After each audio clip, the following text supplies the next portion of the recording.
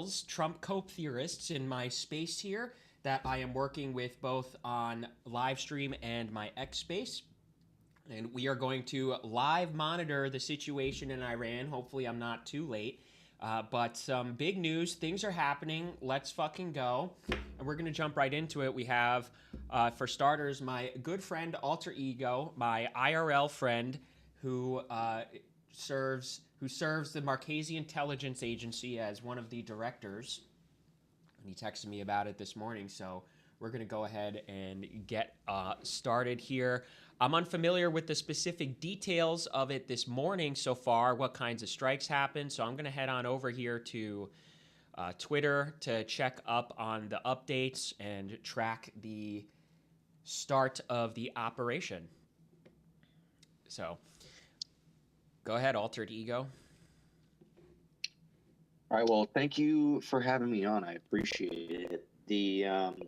Yeah, it's been crazy. I was just saying before the live stream started that I woke up randomly and decided to check my phone to the surprise of we're literally at war with Iran now.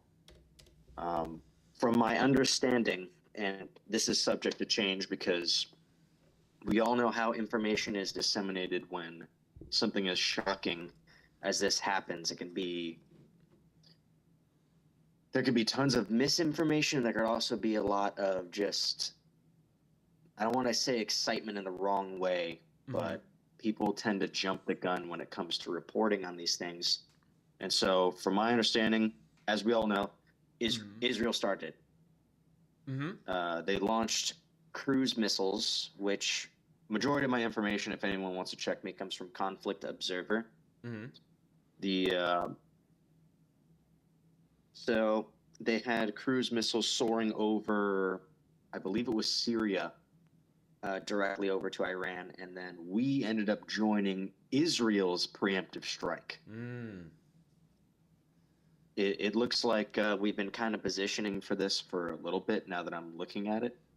But as we all know, vindicated once again, Israel started it. And shortly thereafter, Trump went and gave a small speech in which he said that American lives will be lost. Literally like the Lord Farquaad meme, where he was like, and that's a sacrifice I'm willing to make. Yikes, department. Which is just unbelievable. Holy yikes, department. Yeah, dude. Yeah, dude. What do you have to think about that one? Well, yeah, so for those of you who are a little bit unfamiliar of the geopolitics and, have only sort of heard about it, can't really trust sources, Israel launched a preemptive strike. With this as the story, Israel launched a preemptive strike to, one, scuttle diplomacy, as they often do, because this is a three-person deal. This is a three-party deal. This isn't a two-party deal. This isn't U.S. and Iran, wholesome Chungus trying to, reconstitute the JCPOA or something like that. The United States has an interest in non-nuclear proliferation. That's pursuant to some of our old doctrines about nukes, but also just think about why that's pursuant to our old doctrine of nukes. In short, anybody who has a nuke becomes on parity power with the United States. Think about Russia and North Korea. We have to make deals with them. We have to entertain them because nukes become this sort of leveling ground, this mutually assured destruction, whereas if Iran doesn't have nukes, the United States always has leverage. So the United States, strictly speaking, just wants non-nuclear proliferation with Iran.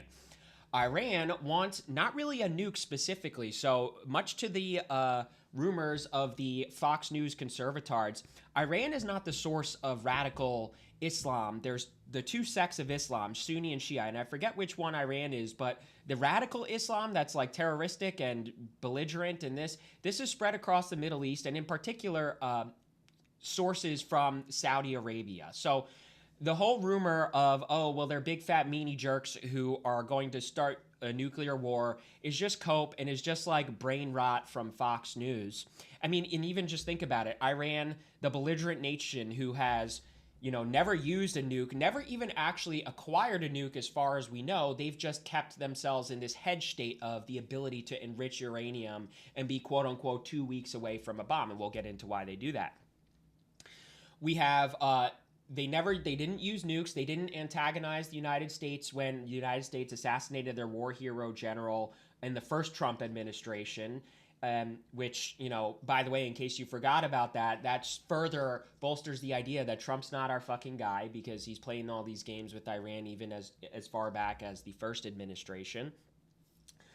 And we have Iran trying to make deals. Iran agreed to the JCPOA originally, and that's the Iran nuclear deal, in other words. And so, between the United States and Iran, which one of us has actually used a nuke before? Fucking faggot, retard dummies. If as a matter of fact, the United States, let me not I'm pretty sure the United States is the only one that's ever used a nuke before, in a grand irony, but don't, I don't know, clip this if you want to own me in case some other country has used a nuke before.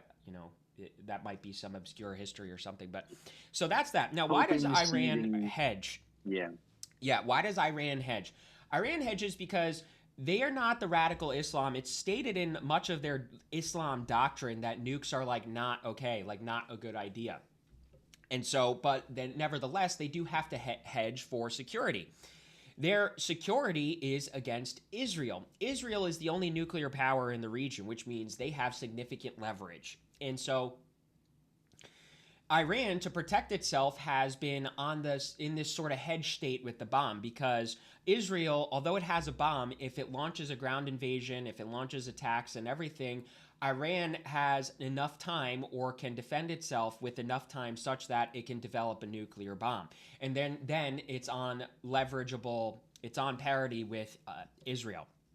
So Israel doesn't want Iran both to either have a nuke nor a regime. And that is the fundamental difference between Israel's interests and the United States' interests. So this third party of Israel is what causes the problems, because, like we said, they preemptively strike, they scuttle diplomacy, they take excuses, they take bullshit casus bellis to attack Iran. They preemptively attack Iran, and this is the history of Israel in the United States. Someone somewhere does a little thing. In fact, the nucleus of the history of the Middle East is the Nakba, which is where Israel gets placed into the region. Understandably, the Arab and Palestinians get mad because it's their land and the West just throws them upon them. So they get a little rough, they get a little violent, and then the Israeli response is to fucking murder all of them all in one day. And this is sort of how Israel operates. They take some kind of excuse and then they blow it out of proportion. And so, lastly, I'll say Iran hedges as well, because it's a catch-22, wherein if they don't hedge and they satisfy the United States, Israel's just going to invade them and topple them and kill them all anyway. Whereas if they don't, or if they do hedge, the United States wants to invade them and is going to try to kill them all anyway. So Iran has if they're going to do this, they might as well go down fighting, right? And they know for sure that Israel is going to invade and attack them, because it's stated in their plan, the Oded Yunon plan for the Middle East, the Clean Break memo, and just the history. Israel has pursued regime change across the region for the past 20, 30, 50 years. You have Iraq, our most familiar one. We have Libya, Syria, and even Egypt. Egypt was placated. The United States signed a deal with Egypt that basically pays Egypt off to stop being mean to Israel. And similarly, the United States operates with Saudi Arabia in that way. And just finally, I'll say, how did this all start with October 7th? October 7th was because the United States and Saudi Arabia and Israel were about to strike a deal that would normalize relations between Saudi Arabia and Israel. Saudi Arabia was sort of the last outlet of potential support for the Palestinians. So Hamas, to scuttle the diplomacy, launched their attack. They launched their attack because they knew Israel would respond in extreme violence. With Israel responding in extreme violence, Saudi Arabia now has a popular mandate to not normalize ties with Israel. Now, the Arab nations in the region, for the most part, view Palestine as kind of like a pain in the ass, a thorn in the side. But nevertheless, there's still some kind of Arabic loyalty there, such that when Israel acts out and uh, viciously attacks the Palestinians, they're like they can't withstand that. They can't normalize ties with Israel. So that scuttled that, keeping Saudi Arabia as sort of a last line defense for the Palestinians. Now Israel, as far as we know, best intelligence agency in the world, but they abused the knowledge of the attack because they knew that would be their casus belli. And they knew that would be their casus belli because then they could attack Iran and Hamas. Well, if we're going to defeat Hamas, we have to defeat the supporters of Hamas. So we got to attack Hezbollah. If we're going to attack Hezbollah and we got to defeat Hezbollah, we got to attack their supporters, which is Iran. And so that's sort of a grand overview of the modern situation with a little bit of history there. So excuse me, Altered Ego, if you had something to add there. I know you did at the moment, and I'm going on for a while, but go ahead with some of your thoughts. Oh no, absolutely, man. The first of all, everything you said is 100% accurate, and yeah, there's going to be a lot of people who are advocating for this, and there's a lot of second and third order consequences that people are not really ready for. Mm-hmm. And like as you were speaking, I was actually writing down some more things that are just happening in the background. Mm-hmm. So just as a little update, man, um, Iran promised to basically level Tel Aviv. So the conflict is elevating as we speak. Pakistan declared war with Afghanistan in the meantime and is mobilizing. So that's happening. Saudi Arabia backed the U.S. And allegedly they're willing to join America in any capacity in the war with Iran. And you might know a little bit more about this than I do. Do China and Russia back Iran? Because it's really looking bad if that's the case. Yeah, good question. I mean, like Russia has relationship with Israel. They're kind of like the OG, like Jewy Jewstein problems. I'm sure you've read about like the Khazarian Jews and this sort of thing. And so, but the origin of that is interesting because when the beginning of Israel's saga in the Middle East, the United States actually took a neutral position because the United States foresaw that if they were to go all in on Israel too much, Russia would respond by going all in on all the other Middle Eastern countries. And this was actually kind of like a front in the Cold War that gets overlooked. This was the history of Russia's dealings with Afghanistan and this sort of thing. And so this was another front in the Cold War, this great power competition for any little bit of leverage. In fact, that's sort of the continuation of the Cold War now.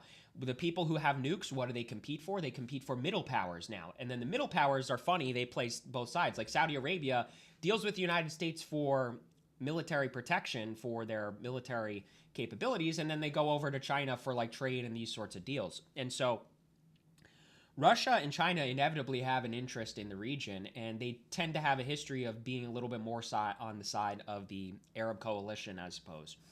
So, yeah, absolutely, this causes problems because if Iran is heavily related to Russia and the United States is attacking, guess who has to back them up? In the same way we have to back up Israel, Russia has to back up Iran. So that's where you get the huge cortisol spike. That is where you get the huge issue. So good analysis there. I forgot to mention that part. No, I appreciate it, man. I'm just live monitoring, and while we're on the space, I guess Iran just said there are no red lines anymore. Everything is possible now, including responses that were not previously considered. So yeah, it looks like they're gearing up very quickly, and yeah, this is not good, man. Like, for the lack of anything else to say, like that's. I'm very scared for the future. Holy cortisol spike. I mean, thankfully they're not. Yeah. I don't think they have the capacity to strike the United States from where they are. They don't have an ICBM program, I don't think. But then again, they have their secret agencies and everything too. So who's to say that they don't, or who's to say that when Russia gets involved, Russia doesn't start fucking around and antagonizing us on our coasts? And the Atlantic and Pacific Ocean insulation is only going to go so far. And you and I know You and I know the dirty little secret that our military is fucking retarded. We could LARP Yeah. all fucking day that the Venezuela guy, the helicopter pilot, Chief Warrant 5, is representative of the entirety of the average American soldier, but it is not. There's a reason why he's special forces. He's special forces because the average American soldier is, in fact, not fucking special. Yeah, and most of them are just subservient, like brain stems that are actually there just to collect a paycheck and consume as much alcohol as possible. It's really just bad. They're not ready for a near peer conflict Nope. where the near peer is backed by multiple superpowers. And it's tragic to see. The you mentioned like Iran having capabilities to attack over here. I would um, I would remember that Israel is not afraid to manipulate us via the death of many Americans. And Mm-hmm. so I honestly think that if any attack happens over here and it's alleged that it's Iran, while that's a possibility, I really don't see it being any other way than like a false flag attack Yeah. to get us emotionally involved in the conflict in Iran. What do you think, man?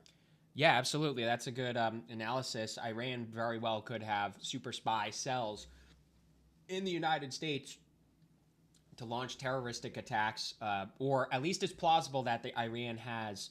Like people will, Fox News conservatards are going to believe that Iran has had secret, super secret terrorist cells planning some sort of coordinated attack, like in a movie or something, where every city in the United States blows up or something. So Israel, most certainly, especially because if the United States shows any little bit of restraint, Israel is going to need the United States to not do that. And so Israel is most certainly going to do what they do best and do false flags, false assassinations, and these sorts of things to get the United States more heavily involved and to garner popular support and sentiment. Yeah, it's one of those like would you look at the time? It's every time. Yeah. The take a look at some of the stuff that's coming out now. The it turns out that aircraft carrier that went over there that was supposed to be decommissioned Mm-hmm. within like a year's time Mm-hmm. uh, allegedly was targeted by Iranian missiles. Mm-hmm. And I'll need a fact check on that one because that's just like literally what we have been saying for months now Mm-hmm. is they're going to false flag that carrier in order to get the US military involved. If that's true, the amount of apology forms that need to be filled out are immense. Yeah, and this is like we saw this coming. The United States' force Yeah. posture package in the Strait of Hormuz and the Persian Gulf wasn't exactly like a la di da, little show put on. That degree of force deployment is a whole fucking armada, such that that kinetic action is going to take place. You don't just do that. You don't just do that to posture because it's just such a total waste, and you don't subject your troops to that kind of danger if you're Yeah, not my planning on using it. yes, precisely. There you don't jump in the ring with the expectations to, shake hands and leave. It's Mm-hmm. it's definitely it's been postured for a while now. The what really worries me is, like I said, all of the ramifications of this, and they're going to need something big to occur in order to get. They really need to squash the anti-Semite that's in the background Mm-hmm. that is going and saying like we don't want this war. Mm-hmm. They really need something huge to point at to tell us to shut up. Yeah. And I don't see them getting that without a lot of American lives being lost Mm-hmm. with honestly within the continental United States, as scary as that sounds. Mm-hmm. And so that's really what's on my mind. So I'm just wondering where that big old false flag is gonna be that, and like you said before, we're not ready for a conflict with such scale. Mhm. And it makes me very fearful that like there's a bunch of Trump tards that are out there that are going to be cheering Mhm. their head off. Mhm. Like the idea of us going and militarily attacking more like basically Browns in their eyes, or it's just they lop that shit up, and Mhm. it's so annoying. You can speak volumes on this one. Yeah, I mean this is Fox News conservatardism, wherein dorks are still living in 2016 era, owning the libtards and Ben Shapiro in the name Boy Scout, and to them, politics is an emotional masturbation. They want to be on the tough guy team that is Republicans, and that makes them feelsy goodsy. And so they only develop that far, such that anything other than rigid identification with Trump and the Republican Party is necessarily pussified. They have a low IQ interpretation of it's either pussy Democrats or tough Republicans. And so at all costs, they'll just identify with Republicans pursuant to their emotional masturbation. And like, this is what you do when you have low self esteem, when you can't understand how to develop yourself and ground yourself in your actual values and taskings and purpose and meaning and a living aligned with who you want to be. You align with something else that feels good and gives you the tough guy image without having to fucking be tough. And this is evident in how none of them are disciplined. They're all fat pigs with their fucking low testosterone neck beards, and they categorize themselves as tough guys because they have merely like a fucking beard. And so with that, they are so entrenched in Republicardism that now Republicards can just spew any nonsense at them and they'll just fucking take it at face value. They'll just go along with anything and everything such that they're easily manipulable. Goodsies, and they maybe even have graduated to like, pseudo racism. And it's just like, dude, even then, like, haha, racism and anti Muslim Islam is like, that's still like last decade, dude. Like, get the fuck past that. We're over that. That's not edgy. That's not funny anymore. And that's all just a safe way to LARP edgelord, to LARP disagreeableness without having to actually face the repercussions of really having a controversial opinion. And you just think about the politics of the region, like, hey, fucktards. And this is like the US, prioritizer apparatus. Hey, fucktards, if Iran falls, and let's say you put a puppet regime in for Israel. Now Israel is the nuclear power of the region and dominates the region. It has regional hegemony. So it has a nuke, it has regional hegemony. It controls the Strait of Hormuz, it controls the IMEC corridor. There's a ton of trade, oils, resources that goes through all of that. That gives leverage to Israel both in nuclear power and in trade and resource leverage power. What do you think Israel's going to fucking do with that? They're going to challenge the United States in the same way Iran would challenge the United States with a nuclear weapon. So this is just like total a retard calculus.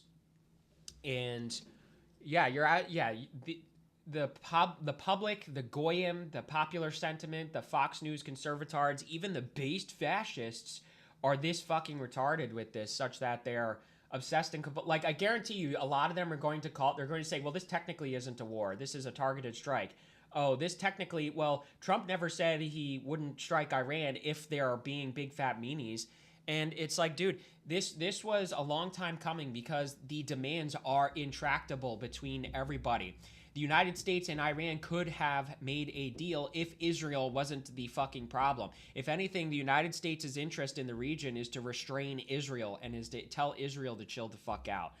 But naturally, the United States doesn't do that because Netanyahu has his fucking hand so far up Trump's ass, he opens his mouth, you could see his fucking hand. You have Miriam Adelson. You have all of the rich, wealthy, elite, powerful Jews in the country that are totally sabotaging that. And so, really, this is everything from low IQ to goyim to this sort of thing. Yeah, you make a wonderful point with that. They really just they are the experts at just mindlessly agreeing with anyone who is perceived on the right. It's disturbing to watch. Right. They're Goyim maxing for sure. The Actually, this is an observed behavior that I've like seen in person. Is they these people lop up that propaganda so much that they're actually like cheering for the death of children. And Yeah. I mean that literally, as in like verbatim, word for word. They're the ones saying like, we have to kill even the Muslim children because then they just grow up to be terrorists. It's like the disconnection from reality Yeah. is absurd. And like there's no sanctity for life there. It's like the primo faux tough guy, as you so eloquently put. These people in air quotes, they will just say whatever sounds cool and gets their like little dopamine hit, Yeah. even if that means, in President Trump's words, sacrificing American lives for literally no reason. It is ridiculous. I'm trying to monitor the situation some more here. Yeah. Same. Nothing new yet. I'm just lower. I actually have to adjust my audio here because both my mic and the audio are finding capture in the live stream or whatever. So hopefully that hasn't turned too many people off. That it's like sort of echoing or whatever. But anyway, yeah, I'm I catching up here on the intel. It's highly. It's I'm seeing the part where they escalate like significantly, and this is the intractability of the problem of the thing.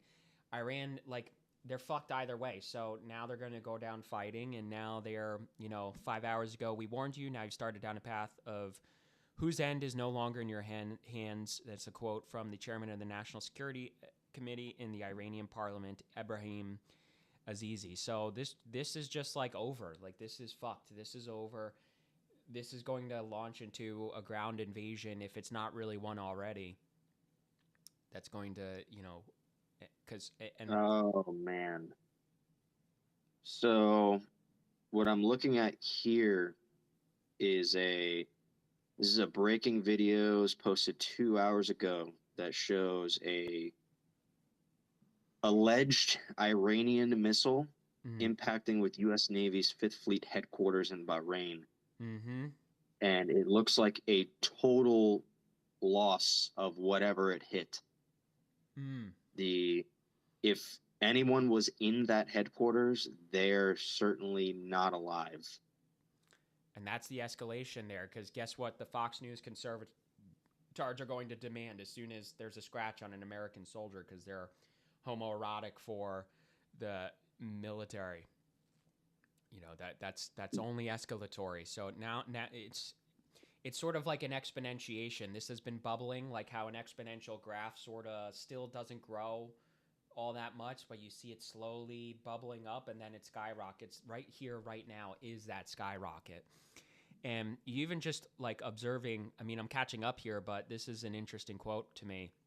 It says from Israeli security forces to Reuters says, quote, the operation was planned over months and the date was set weeks ago. So it's like, do we think the United States had no fucking clue that they were going to do that? The United States probably knew, probably told them, please don't. And, what was the Israeli probably response. You know, that's actually is so that Israel said that they were planning this for months. Yeah. Dude, if you hear any of these faggots talking about how Iran struck first, dude, like, how do you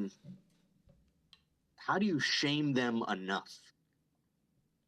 All right. Because here's Israel saying that they have planned this for months, Mm-hmm. and you're still gonna have MAGA retards talking about how Iran struck first.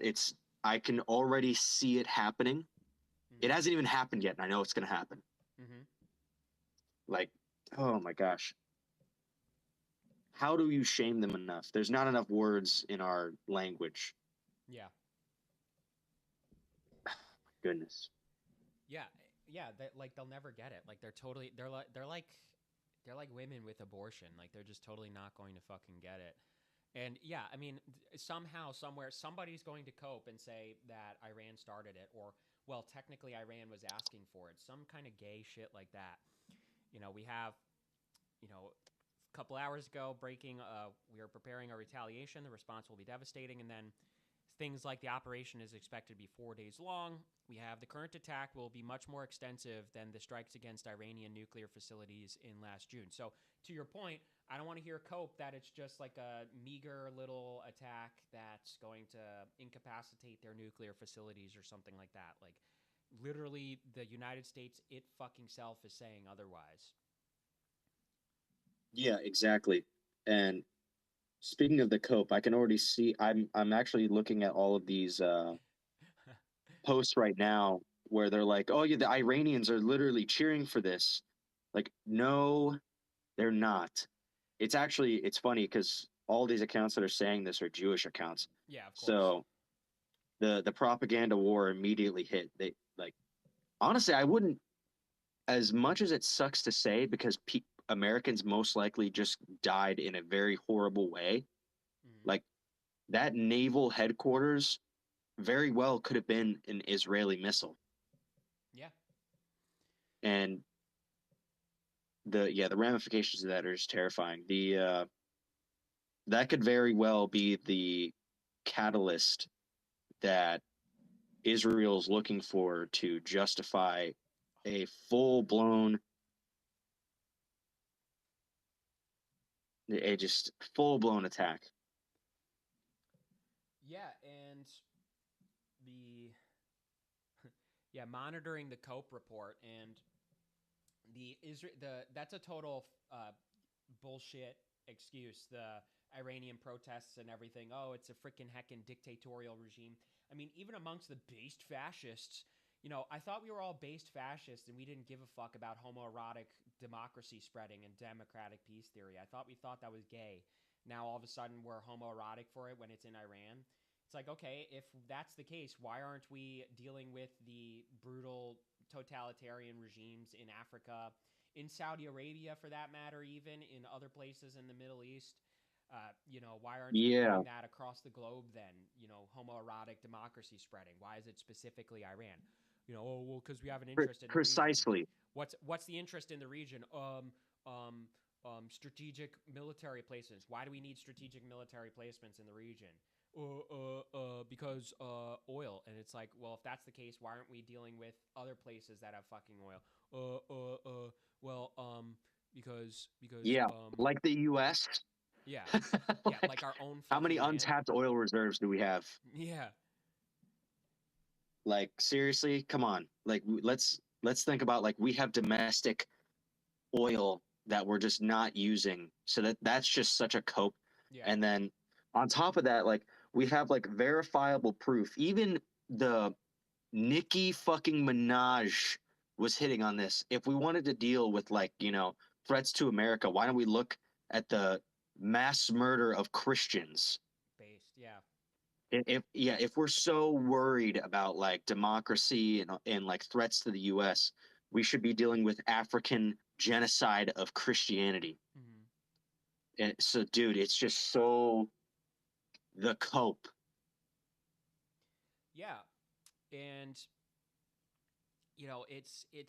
it's foreign wars. It's the classic neoconservatard thing of foreign wars. Neoconservatism actually started as a response. I don't know if I mentioned this. Started as a response to that Russian Cold War thing I mentioned earlier, where Russia was selling weapons to Arabic countries and everything to countermeasure the ascendant Israeli. That's where neocons come in. Neocons were actually like that's where they become like Jew shills, is because the Israel and Jews resolve to use the United States as leverage against that. So that's where you have all the homoeroticism, anti-Russian, stuff where it's sort of properly placed, it's plausibly placed because Russia was a communist regime or whatever, but neoconservatism still having a hard on for that is a consequence of Jewish infiltration into neocons pursuant to supporting Israel against the Middle Eastern countries that are supported by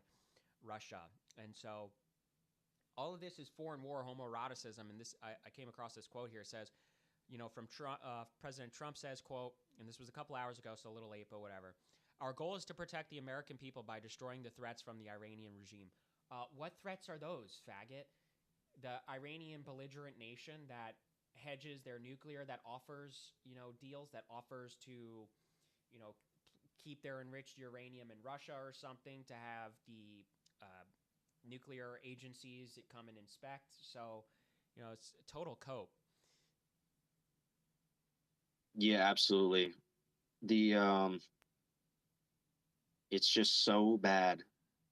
I'm reading some more about the retaliatory attacks, the alleged attacks, that is. So it turns out Iran allegedly is they retaliated against 5 countries so far, Mm-hmm. including Bahrain, UAE, Qatar, Kuwait, and Jordan.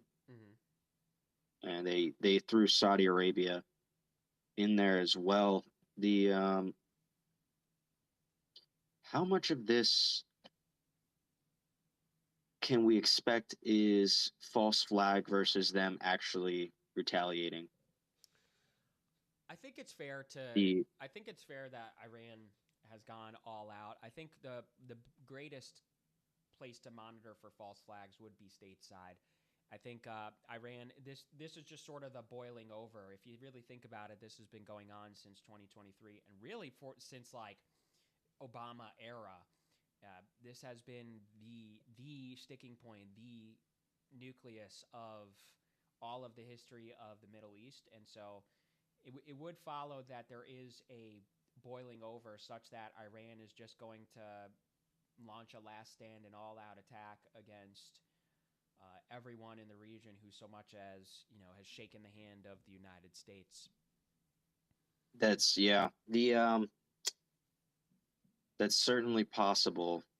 That's why it's definitely confusing to me. The one thing that isn't sitting right with me is there are quite a bit of like preemptive camera angles where all these cameras knew exactly where to point for the attack, specifically on the naval headquarters. Mm-hmm. And again, it could be just pure coincidence, Mm-hmm. but I don't really like the way that sits because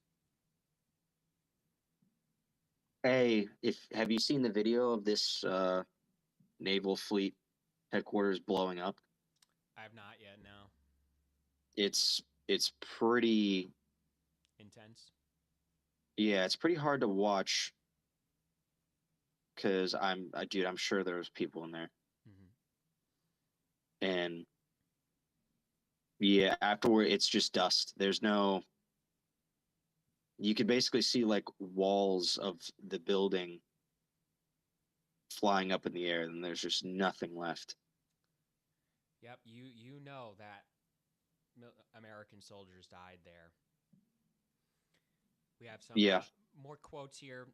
We are going to destroy Iran's missiles, missile industry, and navy. We will ensure that the region's terrorist proxies can no longer destabilize the region of the world. This is just like this is like girl coded manipulation of the English language.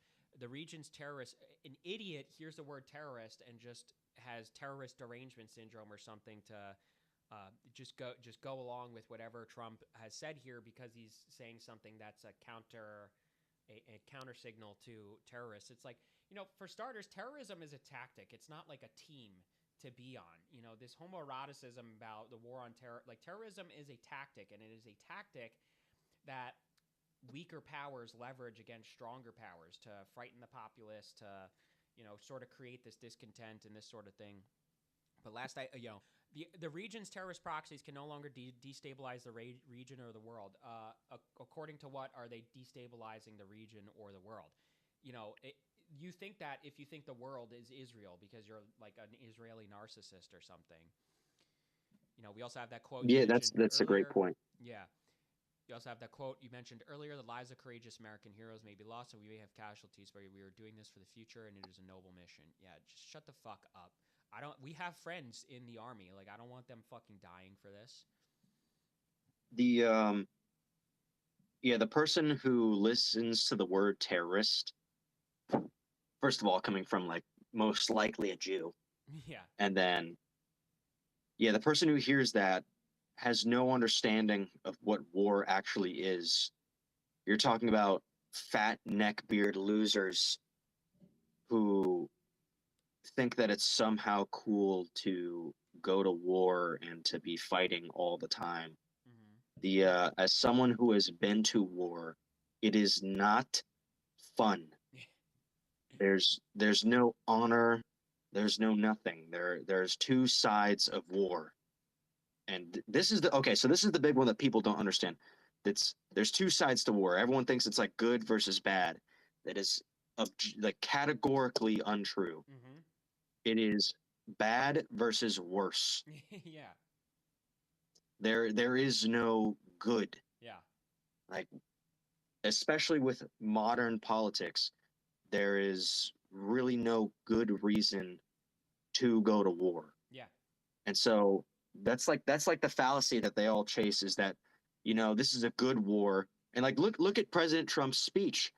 The He's trying to sell you the war. Yep. It's the first 6 minutes before he says, like, some of you may die, and that is a sacrifice I'm willing to. Before that, he's literally talking about, hey, this is what feelsy badsies the Iran has done, and why you should just Yeah. not question why we're going to war. Yeah. Like, not to steal your quote there, but like, yeah, like No, do it. the this is literally what feelsy badsies you should be thinking about. What words you should associate with the missiles. Whenever you hear the word missile in Iran, you should be thinking Iran bad instead of, regional conquering Yeah. by the Jews. Yeah.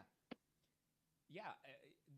The juvenile idea that everything is a story of the good guys versus the bad guys. It's just like, okay, just like no more TV for you. Okay, time for bed. It's 8 p.m. It's time for bed. You have math. You have a math test tomorrow. No more watching TV shows. No more fucking movies. You're reading a book because I mean, like Iran is acting in like quite a bit of defense. You know, I mean, even just like with Russia, Ukraine, it's duh, Russia bad because they're big fat meanies looking to conquer Ukraine, but it's like based when we do it. And the idea of, oh, well, I'm grown up because I'm going to say conquering is based and cool and that's in our best interest. And it's like you said, in the modern day in 2026, you know, it's time to grow up. Like in the modern day, the world is so interconnected. We have access to all each other's resources, trade, and these sorts of things. The goal is prosperity, and prosperity comes much more smoothly without war. And, you know, even just thinking about Venezuela, I argued against that because, I mean, everything about it is just like globo homo, you know, oil. We have fucking oil. Aren't we supposed to like be energy independent? Don't we want that? We have oil dealings. We have oil dealings with Canada. And you just think about, oh, well, you know, Russia, Chinese influence. Yeah, that goes really hard if you're fucking retarded and you forget the part that our tariffs are BTFO'd now and China makes all of our shit. Like they've made some of our military equipment. You know, that was one of our jokes in the army was there was some of the equipment that was literally fucking made in China. And it's like, what are we doing here, bro? I want to point out real quick a part about the politics that I forgot. You know, so Trump says a few hours ago, we will ensure that Iran does not obtain a nuclear weapon. A very simple message: they will never have a nuclear weapon. So the thing is, Iran, as far as we know, didn't fucking have a nuclear weapon. They just were in a state of hedging, nuclear hedging, such that they could acquire a weapon if they wanted to. But realistically, they only did that as a defense against Israel, uh, so that they could develop a bomb quickly in case they were to ever go into conflict uh, with Israel, where Israel tries to regime change. But what's more, the United States has played this game of, oh, we don't want it to be nukes. Iran says, okay, well, that's literally not what we have, faggot. And then, but because of Israel, the United States then goes, oh, well, we also don't want you to have terrorist proxies, or I should say just proxies that were also a defense against Israel, and we don't want you to have missiles. And it's like, uh, okay, like what do you think Iran's response is going to be to that? Yeah, hey, can you just like not have a military? It's like, kind of an LOL. Remember the last time that happened, roughly in the 1917, 18 20s, like, and based that it did happen, right? But like, what do you think happens to a country when you totally fucking obliterate it and then you tell it to not have a military? Like, they're going to have no choice. This is their survival. This is their survival of their nation, their culture, their peoplehood, the polity. And so if you tell them, hey, by the way, don't have missiles, it's like, how are they not left to infer, oh, you don't want me to have missiles so you could attack me? So the United States has been doing this, and Iran has been saying, before we even talk about the deal itself, let's talk about what we're going to talk about in the deal. And Iran demanded no fucking missiles. And so then it becomes not even negotiating a deal. It just becomes the United States issuing ultimatums. It says no nukes, no missiles, no proxies at all, and that's all we're coming to you with. So that was the important distinction there. So Yeah, no, completely. You mentioned the negotiations, and that kind of got me thinking about if they were planning this for months, then those negotiations were just a complete facade, yep, yep, absolutely, which is just wow. yeah, The so all the peace talks, like President Trump quote is like the best ever for like, ending these wars and peace talks between these two countries that have been fighting each other for years. Oh wow, Trump is amazing for talking peace with them. mm-hmm.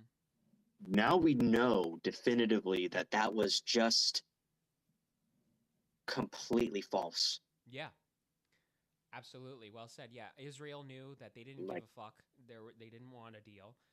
They didn't want to deal at all, and the United States had to have known that Israel was going to do this. So, yeah, absolutely. So we all just know that that was to sort of create the conditions under which it would maintain popular support. Oh, we tried giving them a deal. We tried really hard, but they're just freaking heckin' stupid freaking brown Muslims. yeah, not to be vulgar, but like whenever I think of these people in air quotes people talking about Iran, they must really think that they're just a bunch of sand niggers. Yeah, yeah, Like, and again, not to be vulgar, but I'm just trying to like I'm trying to state the mind. yeah, I'm trying to like give perspective to the minds that we're talking about here. They really just think that they're the sand people from Star Wars or something. yeah, yeah, yeah. They think they're And that Tusken like you, Raiders. listen, if if a country is that big of a threat to the United States, they by definition cannot be Tusken Raiders. Yeah, yeah, yeah, They're not. And if you think about that, they're not a country that's that big of a threat isn't going to be like openly throwing around like, oh, we're going to get a nuke. Oh, we're coming for you. yeah, We've been doing this what since the 1980s? yeah, That's the stupidest thing ever. You cannot be dumb and like subhuman according to them and also simultaneously be this like looming threat. You're not going to, if you're a true dumbass, maybe, yeah, you would threaten the United States, but they're not that yeah, if they're that much of a threat. So they're not going to be throwing anything around. And they're most certainly, if they know what's good for them, they're not going to be threatening the United States. They're like, so it just doesn't make sense. They don't even believe themselves. I'm convinced. There's no way. yeah. Yeah, I mean, yeah, Schrodinger's based right fashoid, fascist, based racist fascoid. You know, brown people are big fat dummy idiots, and the United States has the ultimate masculine tough guy military supremacy, but also those same brownoid retards are threatening the security of the United States. It's like, you know, you people, this is how you know that people aren't serious about how they align and this sort of thing. It's all pursuant to cope. It's all pursuant to emotional masturbation, and that's how you. That's what it Yeah. means to like consistency own somebody, where there's no consistency in their viewpoint in that way. You know, similarly, even the United States. I said this about the Venezuela conflict. You know, the based fascist rightoid. You know, the based racists goes, oh well, the military is brown daycare, but also it's heckin' freaking awesome how badass and strong and tough our military is for conducting an operation in Venezuela. So it's like, which is it? Are we proud of our military because they're heckin' freaking Aryans, or do we hate them because it's brown daycare? Yeah, So exactly. It's That's so true. They really aren't serious. That's the big distinction that I think you make, man. Like the people who talk about this kind of stuff, they're not serious. mhm, They're like the willingness to subvert critical thinking is just obscene. It's mhm. obscene. Ah, man. Unreal. I'm catching up here. By now, the operation's probably calmed down, but I'm just seeing if there's anything else that we can update for when people watch the recording and everything. There is the NSA building explosion in Bahrain. That is the huge escalation. You said the NSA? I think that's what it said. Let me not be.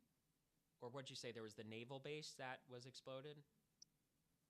It was from my understanding, it was the naval headquarters Mm-hmm. in Bahrain.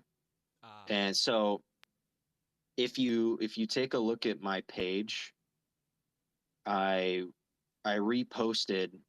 It's a video that says close up footage of Iran strike on military base. Whether it's Iranian or not Mm-hmm. is to be decided. But dude, this is like the like worst angle I could find. It's devastating. Mm-hmm.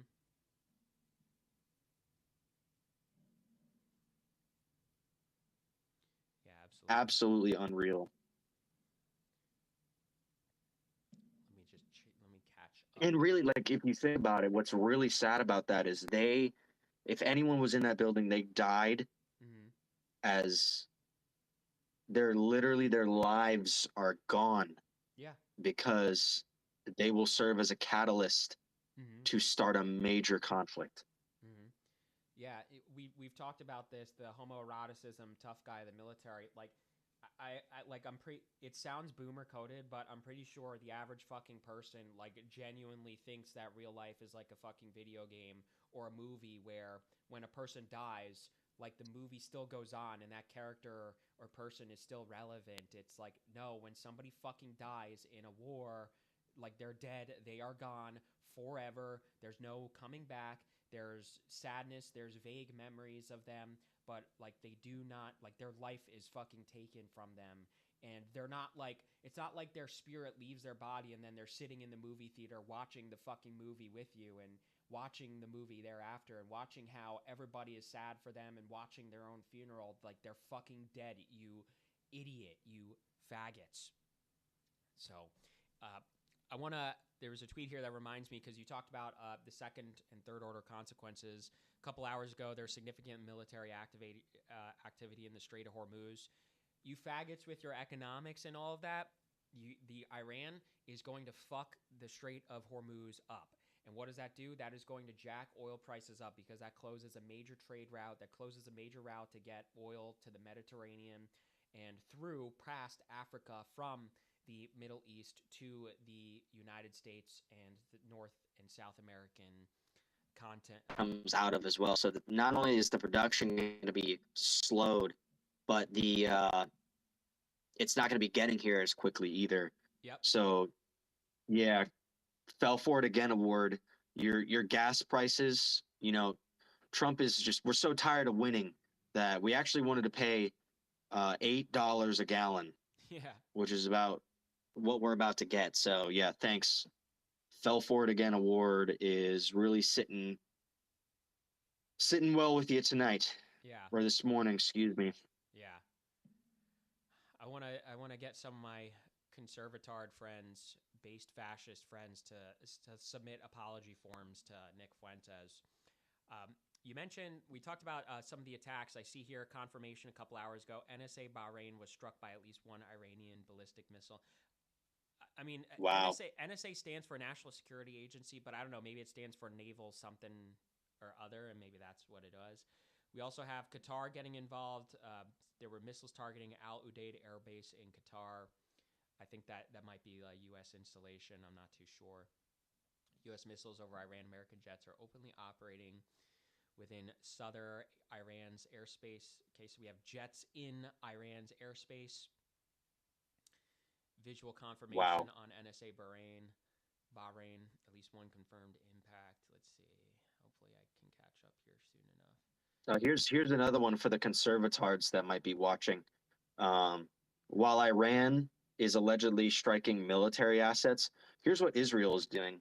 From AF Post, the 40 people were killed along and many others injured after Israel bombed an elementary school in the southern Iranian city of Manab. Mm-hmm.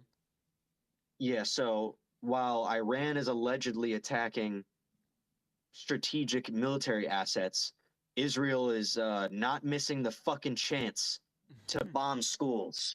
Yeah. You know, it couldn't be any more obvious who the worst person in this conflict is. Yeah, if that's true, like, oh no, here's some video, here's some more video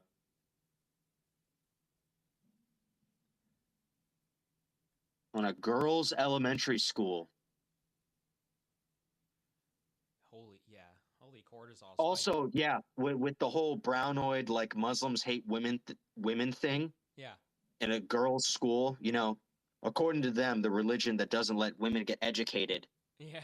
There's Yeah. this women's school that got fucking bombed by Israel. Yeah. Yeah. If you're a conservatard, just retire from politics. You're not gonna fucking make it, man. Yeah. Yeah. Well, and that's funny because that makes me think, the cartoonish evil thing, the cartoonish evil history thing. Like, if there's anybody who's the cartoonish fucking villain here, it's literally Israel for that reason and for the genocide they're committing in Gaza. Let me invite, I have Spiritual Anglo here. Let me invite him into chat. I think he's on the ground here. I think he's live from on the ground here. Spiritual Anglo, I'm going to invite you to speak. God You're welcome help. to. God help anyone who's over there right now. Yeah. Kurdish Iranian blood, English heart, apolitical, race realist. Oh, and he follows some of our friends here. So, in the meantime, I'm going to catch up here. Some interesting, important things that might have been overlooked. Bahrain got involved. The Qatar got involved. Emirati airspace was shut down, and there were some explosions in the United Arab Emirates. The U.S. airbase at Darfa in the Emirates has been struck by Iranian ballistic missiles. 14 U.S. aerial refuelers have gone airborne from Tel Aviv. So that tells you that this is a serious concerted effort if we're launching refuelers for our jets in midair. So we have a serious operation going on. All U.S. military installations in the Gulf have been targeted by Iranian missiles. So this is our significant escalation.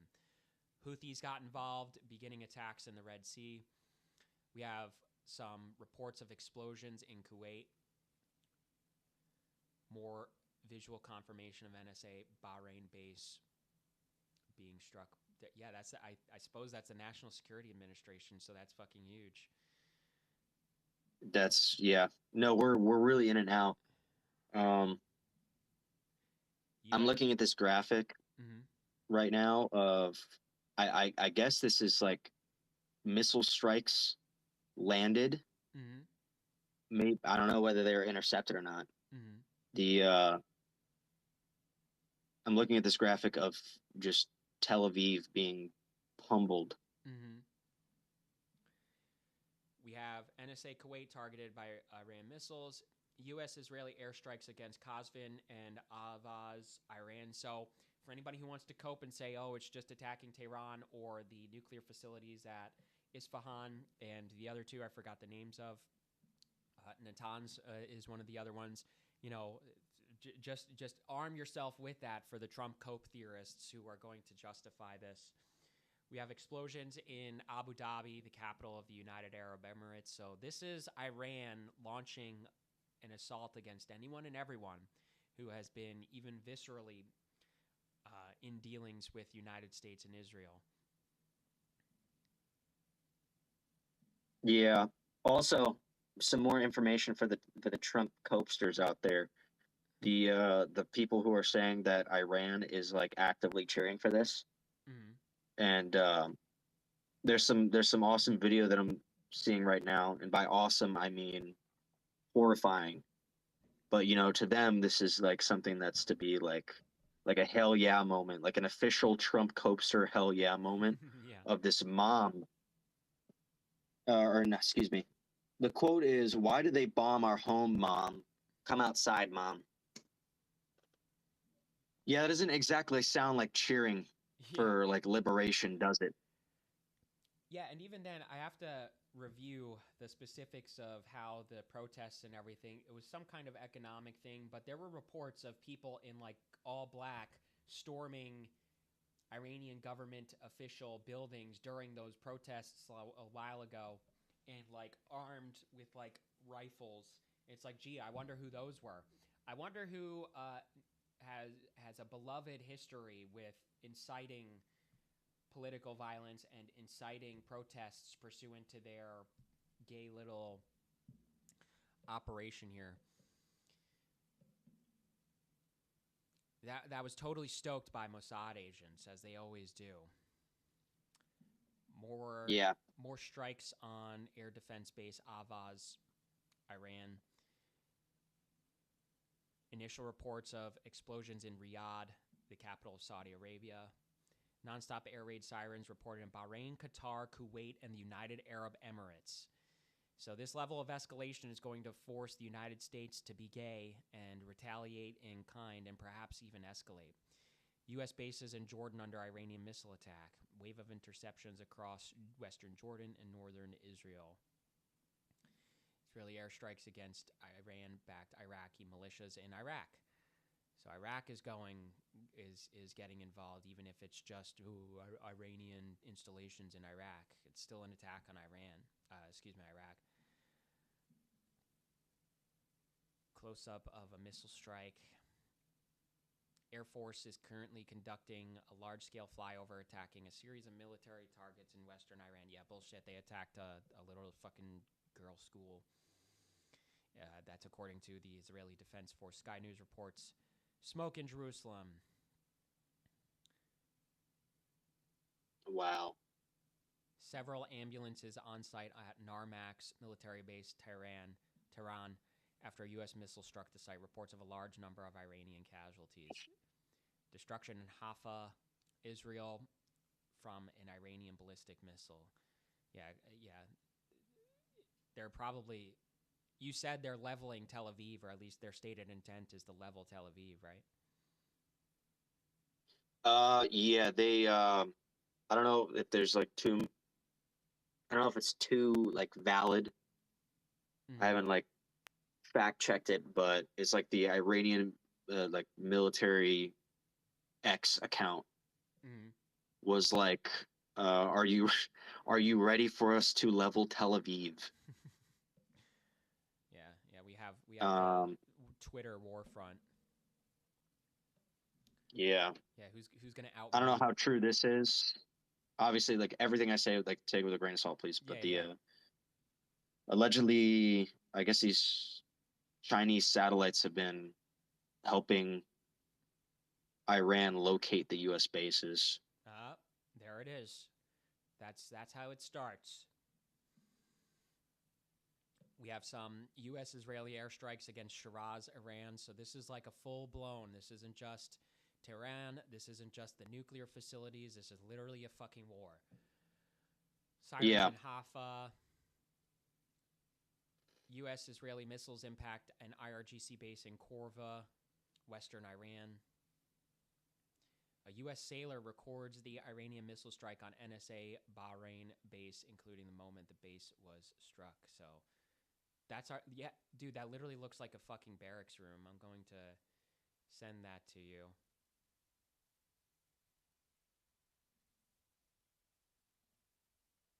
Mm. Yeah, you and I know that this literally. What did you say? You said you sent something my way. I'm about to. This is from Rerum Navarum. It's just going to take a minute to load because I'm operating here. I'm LARPing. I'm doing the monitor to this situation. It's taking a while to. There we go.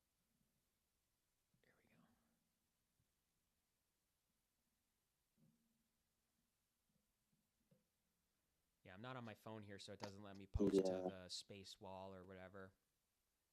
But yeah, you and I know that literally looks like that looks like an upgrade of our barracks rooms.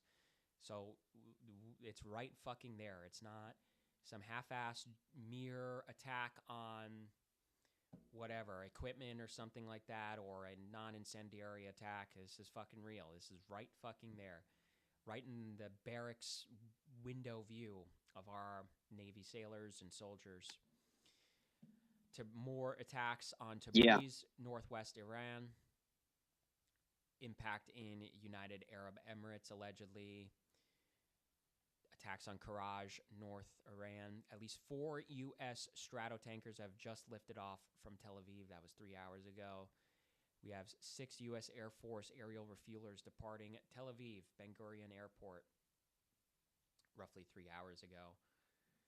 Visual documentation of impacts in Dubai, United Arab Emirates. Oman is the only non-targeted country in the Gulf by Iranian ballistic missiles. That's huge there.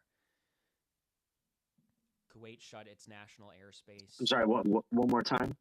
Oman was the only non-targeted country in the Gulf by Iranian ballistic missiles. So Iran is all in. Wow. The work has just started, and problems have already been created for the bases of the Zionist regime. It's a quote from the spokesman of the General Staff of the Iranian Armed Forces. IRGC bases in Sanandaj,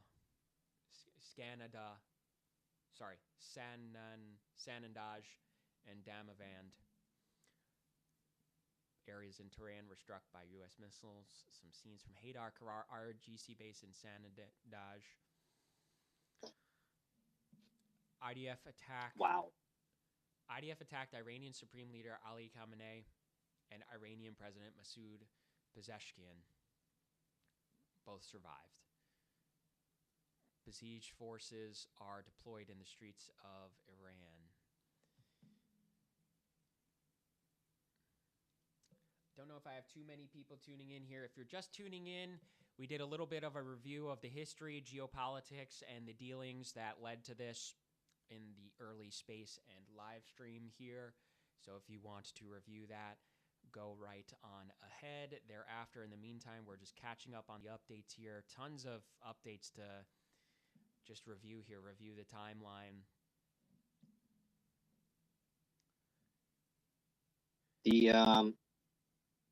Also, I'm looking at a video now of Patriot missile systems engaging indirect fire on Ali Salim, which is an airbase in Kuwait.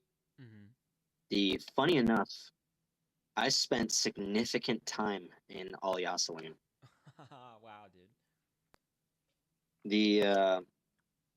On the tail end of my deployment to Afghanistan and everything like that, I spent 4 additional months in Kuwait as like a liaison.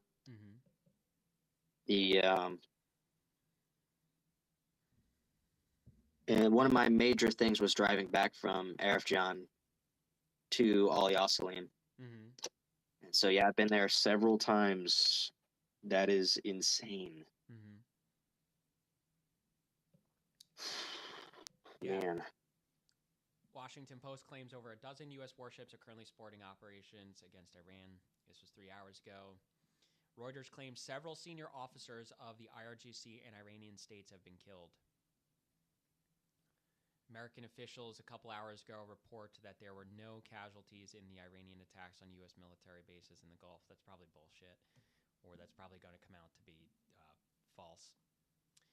Following a situation assessment, the Homefront Command issued a directive that is permitted to leave the protected area, but is recommended to continue staying close to protected spaces across the country. Israeli Homefront Command.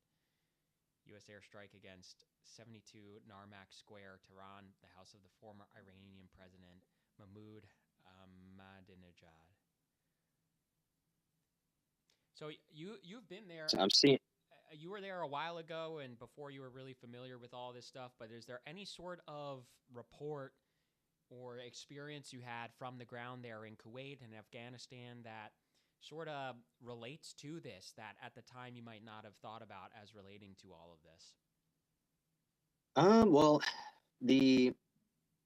so when I was in Afghanistan, that was really the time when I started questioning the validity of the U.S.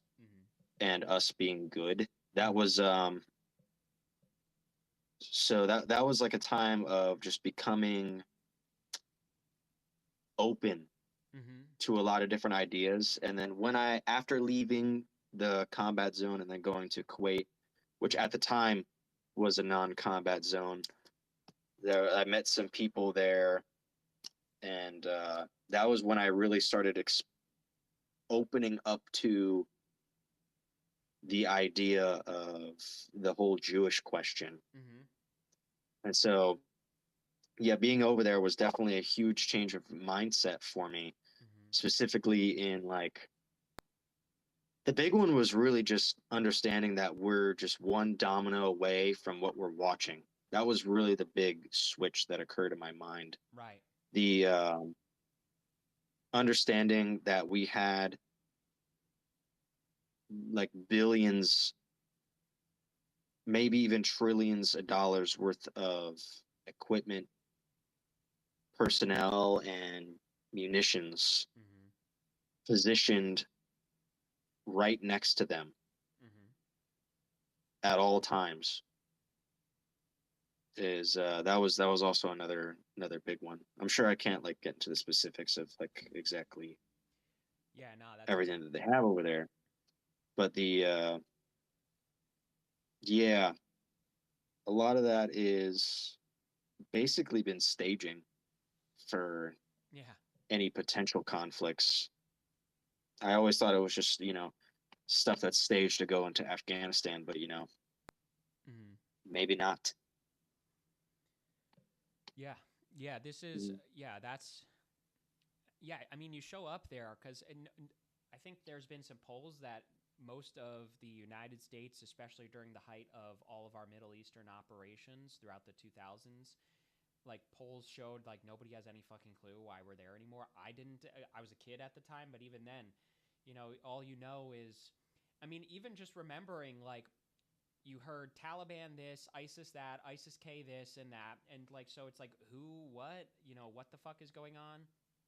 There's Osama bin Laden, but then there's also whoever else, and so you at the time were like, what the fuck is going on? It seemed like it's extremely complex politics, but in reality, that it is a mosaic of confusing factions that sometimes fight each other and fight the United States, but also are funded by Israel at times. Hamas has been funded by Israel in the past to sow dissension between Hamas and the Palestinian Authority. You have Israel supporting some of the terror, but that is a part of the Oded Yinon and the Clean Break Memo doctrine that is Israel will pursue power in the region by making a mosaic or a sort of like stained glass of statelets, of city-states even, of confusing territorial disputes and not all of that, because them not united, disunited, makes them more easy to control, to fight, to whatever there. So, yeah, that's how that's you were there for that, essentially. I want to say a report a couple hours ago, the IRGC Commander-in-Chief, Mohammed Pakpour, has been assassinated in a U.S.-Israeli airstrike. So Wow. Holy shit, man. We have some attacks a couple hours ago in Erbil, Iraqi Kurdistan. So there you have it. It's all over. Yeah.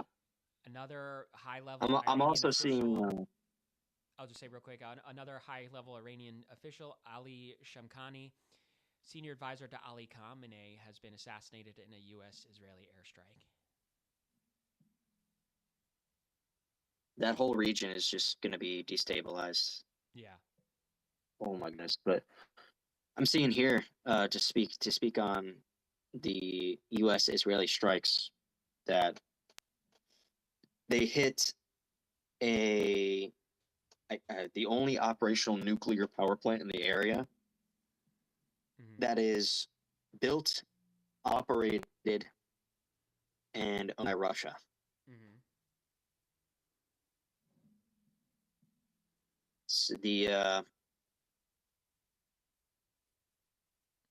that was always another thing. I wonder if Iran was enriching nuclear material to run power plants rather than launch missiles, because it really doesn't make Mm-hmm. sense Well, other than to deter Israel to have any sort of missile. yeah, that's a good point. That's absolutely part of it. Iran did use like the nuclear facilities that they had doubled as the potential to enrich uranium or to enrich a stockpile of uranium, and also use it for nuclear energy. So that's sort of, and that was sort of like the shtick, the suspicious thing the United States and Israel had. It's like you have nuclear power, like that very much can double as nuclear weaponry. Let's see. We have more attacks. Iran-backed Popular Mobilization Forces confirmed 2 deaths after Israeli airstrike at PMF base. Visual confirmation of U.S. air base in Erbil, Iraqi Kurdistan. That was that. Abu Dhabi and United Arab Emirates explosions. Kermanshah attacked by U.S. and Israel. Iranian ballistic more. Wow. Saudi Arabia condemns the, quote, Iranian aggression against the United Arab Emirates, Bahrain, Qatar, Kuwait, and Jordan. I think you're breaking up Oh, a little bit, man. am I good now? Am I checking 1, 2? Can you hear me? Testing, testing. Yeah, I can hear you a little bit better now. Okay. Okay, yeah, there you go. You're not breaking up anymore. Okay, yeah, it seems like, yeah, my computer here. I'm also Go ahead. I'm seeing a whole bunch of stuff that's saying Saudi Arabia is now deploying all available resources to support UAE, Bahrain, Qatar, Kuwait, and Jordan. Yep, and there you have it. It is So that's absolute yet another chaos. country that is fully mobilizing. Yeah. Here, I'll be right back. One moment. Yeah, for sure. In the meantime, I'll try to keep anybody who's watching, listening, entertained here with some review of the timeline up to about 2 hours ago. Lots of stuff going on here. Some of it's just sort of minute. Iranian Army Commander Amir Hatami 2 hours ago is safe and not harmed, according to the Iranian Army. Air defense system shoot into the sky after U.S. airbase in Erbil, Kurdistan, Iraqi Kurdistan was struck. Some more Iranian impacts in Kuwait. We will soon begin attacking American bases in response to their aggression. Kataib Hezbollah operations commander. So it's an absolute brawl. New missile launches from Iran towards Israel roughly 2 hours ago. U.S. operation in Iran will not last hours but days. I think it'll last significantly more than just a few days here. They always cope with that. This has been a war for years, realistically. It had all of the diplomatic priors of a brooding war. Iranian air defenses have shot down its first drone, a drone interception over Shiraz, southern Iran. And this is like, a lot of civilians reporting from the ground. You have these videos here. These are civilians, videotaping and posting it. Photo from the New York Times displays the damage caused by American-Israeli airstrike to Supreme Leader Khamenei's compound in Tehran. So, W Ayatollah, he wasn't there. Get fucked. I'm back. Roger that. Just Any going over crazy some, developments that I just going over missed? some of the intel. Some of it's sort of minute here, but some of it's interesting. 2 hours ago, more explosions in Abu Dhabi. French and Iranian medias report 24 people died in a single strike in Iran after Israel struck a school. There you go. Yeah, I think that's that's because they're the. hiding behind the kids. Yeah. What? Multiple joint U.S.-Israeli airstrikes at a missile production site in Karamabad, western Iran. But it's more than just, decapitating their facilities and capabilities. It is a full-scale military tactical operation. We're destroying their missile production. We're destroying their bases. We're attacking their personnel. We're attacking their fucking civilians, apparently. Little girls in a little girl school. Yeah, the biggest threat to the United States. Yeah. In Israel is little girls in school. Yeah. U.S. struck the Azadagan Bridge, coordinates here at Shistar, western Iran. The bridge isn't a key supply route anywhere. There must have been something to it. Fars Iranian state news says the following Iranian figures are still alive and safe. Ali Larijani, senior security official and former parliament speaker. Mohammed Bagher Kalibaf, speaker of parliament. President Masoud Pezeshkian, his son and deputy. Chief Justice Gholam Hossein Ejei. General Amir Hatami, commander-in-chief of the Artesh. Picking up again, man, really bad. Which is the regular army. More activity in Tabriz, Iran, northwestern Iran. Some documentation of U.S. Tomahawks over northern Iran. Homefront Command has given the all-clear regarding recent alerts. This was roughly an hour ago. More sirens in Bahrain. U.S. official says the U.S. has not previously faced such a wide range of simultaneously strikes targeting the overseas base. Yeah, I mean, and like you said, Iran is conducting a significant operation here. Can you hear me, by the way? My systems look like they're freezing up again. I guess Yemen launched missiles towards Israel as well. Mm-hmm. Yemen's officially in the war. Yeah. Can you hear me, by the way? My systems look like they've frozen up.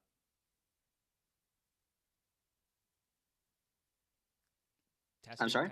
Testing.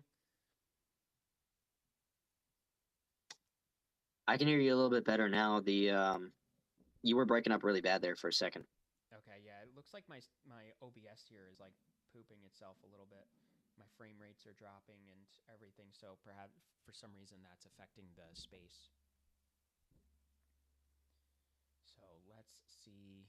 Yeah, it's they know we're reporting. Yeah, they're sending GOI beams. I was saying an important development here roughly an hour ago. U.S. official says the U.S. has not previously faced such a wide range of simultaneous strikes targeting its overseas bases. This is what we talked about. You and I know that the United States is not fucking prepared for this, and it's Schrodinger's brownoid. Iran isn't like a brownoid retard country. It's a developed country. They have nuclear scientists. In fact, their nuclear program is a source of pride for them that they're competitive with the West. It's sort of like, get owned Eurotards in a way. And so this is a sophisticated operation by Iran. This isn't some kind of bullshit, ooga booga boneheads out in the mountains of Afghanistan. Like, this is real, this is serious, and the United States is actually going to face fucking challenge, especially because even with the retard point, we also have the production point. The United States doesn't fucking produce anything anymore. All of our manufacturing is outsourced to China. So what does that mean? We cannot sustain a protracted conflict against another nation. Take into account that our military is retarded and we cannot sustain a protracted operation. The United States could actually fucking lose to Iran and retreat in a similar fashion that they lost to fucking Vietnam. And so what you then have is now we have, with that stage set of the United States potentially retreating or fucking it up or losing in any fashion or appearing to lose, we have the United States is now like its power and its image on the world stage is significantly degraded. If fucking Iran could beat the United States, who the fuck else could? And that poses a significant problem for our idea that we're totally insulated from war and a ground invasion and everything alike. Yeah, that's very true. The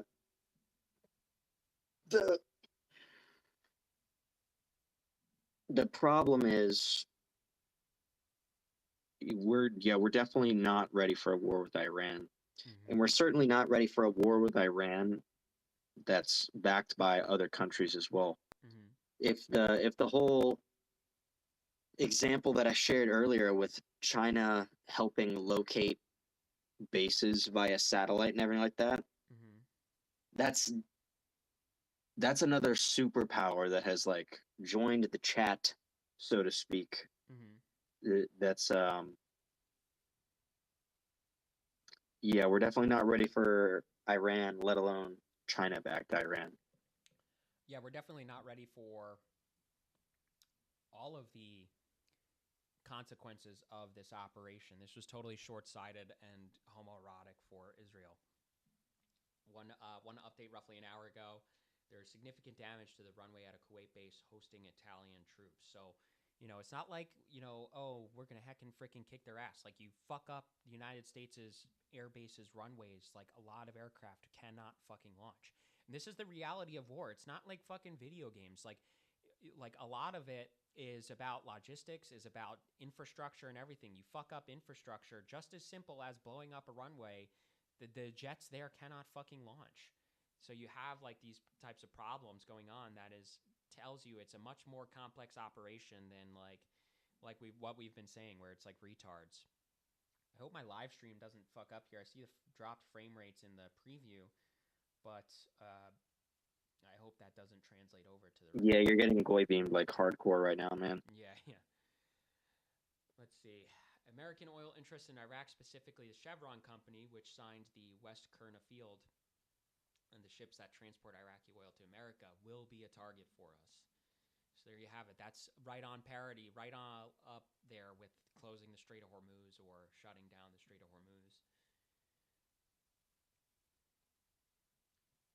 Air defense over Shiraz, Doha, Qatar, Iranian impact there. Erbil, Kurdish, Iraq, explosions. A school in Az Suwaida, southern Syria, was a school in Az Suwaida, southern Syria, was struck by debris after Israel intercepted an Iranian ballistic over the populated area. Yeah, shut the fuck up. Such cope. Like I can't believe anything that like basically says Iran are big fat meanies and jerks and retards or something.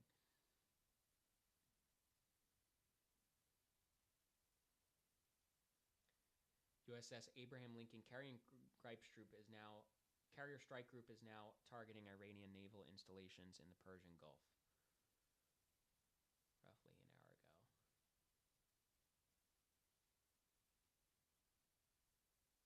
U.S. Navy strikes the main Iranian naval base on Kish Island, Persian Gulf.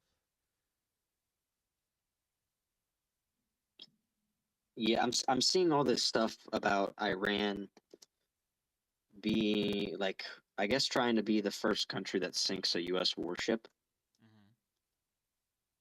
Mm-hmm. And then all these people talking about if if Iran sinks an aircraft carrier, it would trigger World War III. Mm-hmm. The Not good for the carrier that's supposed to be decommissioned out there. Yeah, I got some scenes here from Bahrain and Qatar. It looks like some oil manufacturing facilities have been attacked from Iran. Excuse me. Yeah, and the My goodness. I just had something to say in response to what you said, but I forgot. But that's okay.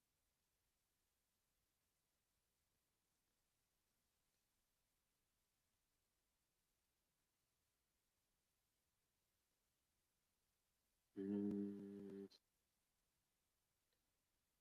All right, so my thing just refreshed here. It's still going. I was catching up to an hour ago, and then that's when it had to refresh. Let me scroll back down here. Let's see. Here we go. Yeah, I'm currently monitoring the situation too. Here in a second, I might have to go just because I have some work that I have to get done, Yeah, that's okay. which is crazy considering what's going on. Yeah. United States calling for restraint and for all parties to cease hostilities.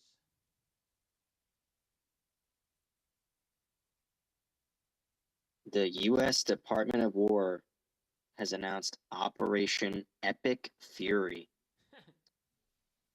Holy Wow. 30 minutes ago, President Donald Trump is not expected to make another speech today, according to Axios.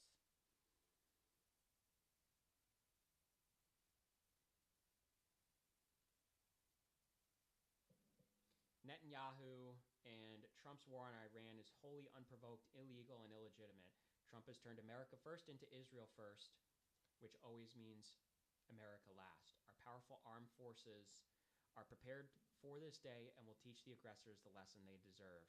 Quote from Abbas Araghchi, Iran's foreign minister. More attacks on Tabriz, northwest Iran. U.S.-Israeli airstrikes, Markazi province. Yeah, so this is still going. This is all 15 minutes ago or so. The IRGC has begun deployment onto the streets of Tehran.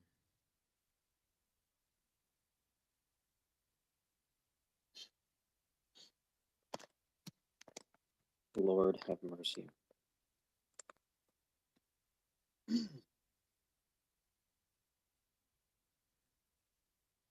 Alarms in Haifa. Reports of blasts in northern Israel. No direct impact in Haifa, and alarms are over. Sirens in Kuwait. Explosions reported over Qatar and Bahrain. Explosions over the UAE. Yeah, this is all 5 minutes ago, so this is still raging on.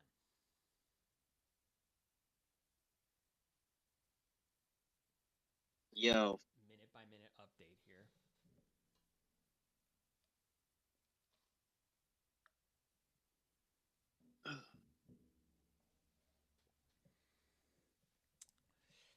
So, yeah, we're monitoring the situation here. I'm trying to think of any other analysis or any thoughts I might have had about what's been going on here. I think I see more stuff about the school.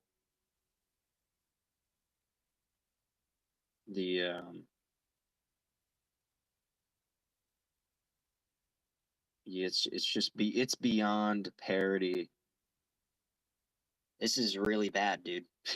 Like, yeah, I mean, this is bad. This is chaos. This is Iran launching an operation across the entirety of the Middle East, and if the United States loses, the United States home front is actually in serious trouble. Like, Russia will feel emboldened to invade the United States. China will feel emboldened to invade the United States. We could kiss Taiwan goodbye. We could kiss South American operations goodbye. And that reminds me, actually, one of the arguments I made about the Venezuela thing is we're so terrified of Chinese and Russian influence in the southern hemisphere. Crazy concept, but maybe they have influence in that hemisphere because they give a better fucking deal to South America. Like, this is the nature of the modern world. The unipolarity of the United States' power is done. It's over. It's been over for roughly 30, 40 years. Russia and China are at the same level of power with the United States, and if anything, are more powerful because they have shored up manufacturing that the United States doesn't.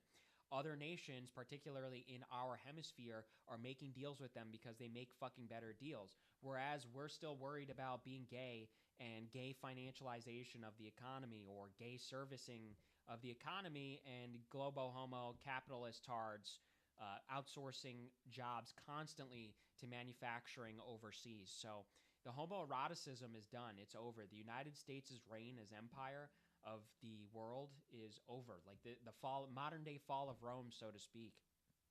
And this is how it's going to go in the Middle East. And we saw this coming, and there's no cope.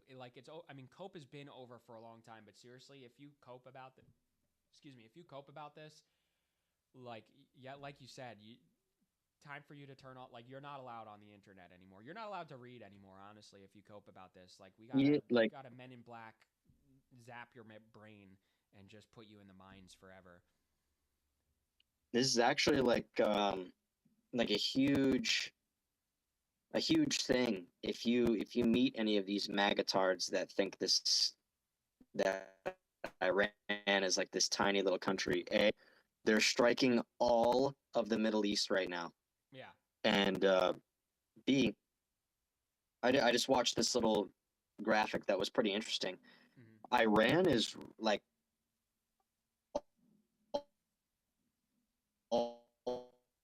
almost bigger than Europe. Of landmass, it is almost bigger than Europe. Yeah. And when laid on another map of the United States, it takes up like most of the country. Mm-hmm. It's massive. Yeah. The people who think that this is just a tiny country, they're just delusional, man. Yeah, yeah, and it's like, yeah, it's they're serious. Like, this is a serious country. We wouldn't have even had to deal with any of this in any capacity if they weren't a serious country. So stop fucking coping with this homoeroticism of the United States. Major update here 1 minute ago from Rerum Novarum, breaking: Israel believes Ali Khamenei has been assassinated. So not confirmed yet. We're going to monitor for that live update. That is huge. That means that the regime is either going to actually change, or that is going to escalate things significantly, particularly in relation to Russia and China. Russia and China may feel the need to step in on the behalf of Iran to challenge the United States and Israel. And yeah, this is, yeah, things are happening. Maybe that's what I'll say. Like, it's kind of funny. Like, I am sort of in like the most like human way. It's like fun to do this. It's fun to LARP that we're monitoring the situation. It's fun to see things happening. It's fun to get off to people to owning the conservatards and this sort of thing. But this is serious. This is very ominous. I mean, you could take this all the way to, biblical interpretation of these events. You could take this all the way to the United States' fall. You could see how this is the catalyst for the United States falling, modern day Rome falling. You could see this becoming very consequential, the oil trade and all of these things. And like, a lot of people are going to die. Like, a lot of people are going to get hurt. And U.S. troops Yeah, are going to die. the to your point, yeah, I was definitely, I'm definitely heated about this for sure. And Mm-hmm. the while it is like haha funny to like own quote unquote the conservatard, like you said, I don't enjoy being correct about this Yeah. Yeah. because if I am wrong, then that means there are a ton of people that are going to be not killed. Mm-hmm. And if I am wrong, the world is much better off. But more often than not, like you and I are not wrong. So unfortunately, us being correct means the world is in a pretty lousy state. It's not fun. This isn't like a this isn't something that I want to happen. You know what I mean? Yeah. Tell me more about when you were over in Kuwait and Afghanistan. I mean, related but unrelated to Iran specifically. Tell me more about, because I know you said there were locals on the base and this sort of thing. Did they ever talk to you guys about the politics of the thing? Did they ever talk to you about the popular sentiment? And I do want to say, major update here. So roughly 2 minutes ago, according to Dana Weiss, a war correspondent for Channel 12, it is the popular opinion among the Israeli security establishment that Ayatollah Khamenei, the supreme leader of Iran, has been eliminated. So still in the opinion stages of that so far, but this is huge. that we're getting close to an update on that. If the Ayatollah dies, that just like, if that's not the catalyst for World War III, it most certainly is the catalyst for a major change in the geopolitics of the world. So anyway, go ahead. Tell me more about when you were over there, Kuwait, Afghanistan. What was the Arab Muslim sort of sentiment about the operation in the United States? The I I interacted with the locals a little bit here and there. Mm-hmm. Um, Politics really wasn't too much of a topic of discussion. The But I've had interactions with locals in both good and bad. Mm-hmm. What do I mean by this? The While I was on base for in Afghanistan, there's this place called the Bazaar Mm-hmm. where you can buy like local goods and like things like that and interact. Mm-hmm. And we particularly enjoyed seeing this painter that was there, Mm-hmm. and this whether he was grifting or not, I have no like that's left up to interpretation. But Mm-hmm. we would often go there, not buy anything, and just he would bring in food from like his family, Mm-hmm. and we would just eat and talk. Mm-hmm. The And that wasn't all that. That was actually pretty common. Mm-hmm. But I've also had, interactions with the locals where they were trying to know the location of our barracks. Yeah, They were yeah, trying to get someone like, "Hey, can you take us to the barracks?" yeah. And that was a situation where I actually like I had to have my rifle and be like, "No, I will not be taking you to the barracks." Yeah. But like, yeah, so I've had both kind of interactions, both negative and positive, with locals. Yeah. The Nothing about their sentiment though. Mm-hmm. I'm pretty sure if they had any sort of sentiment vocalized, they would probably lose their job on post, True. which is something that they don't really want True. because they're in terms of Afghani money, they were making money hand over fist, Yeah. even though it was like very small transactions with us. The currency exchange rate is ridiculous. Yeah. So yeah, nothing from that department, unfortunately. I apologize if that's No, that's okay, but that made me think about how like we're not, me and you aren't like brownoid third worldists. Like we're not fans of the Middle East. We're not particularly enamored with them.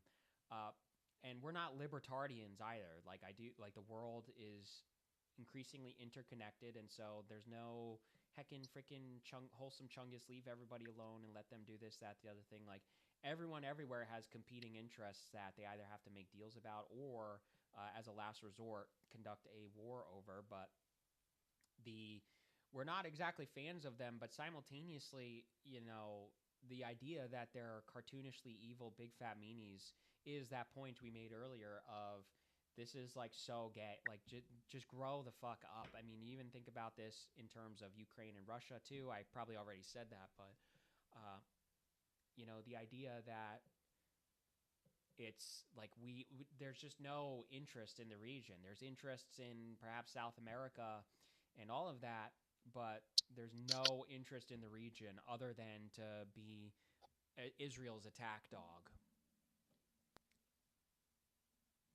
yeah, they can never risk their own. Yeah. They're not gonna. They're not playing that game. They'll risk us us Gentiles, way before they'll. Yeah, and there's this. It's Go ahead. Go ahead. I'll just say there's this libtard No, idea you. that they hate us because and look, like tons of brownoids hate America, hate the United States, hate white people and this sort of thing, but the idea that like unironically the Middle East just has a irrational hatred for whites and the United States and everything such that it escalates to violence or conducting antagonistic operations in the region and all of that.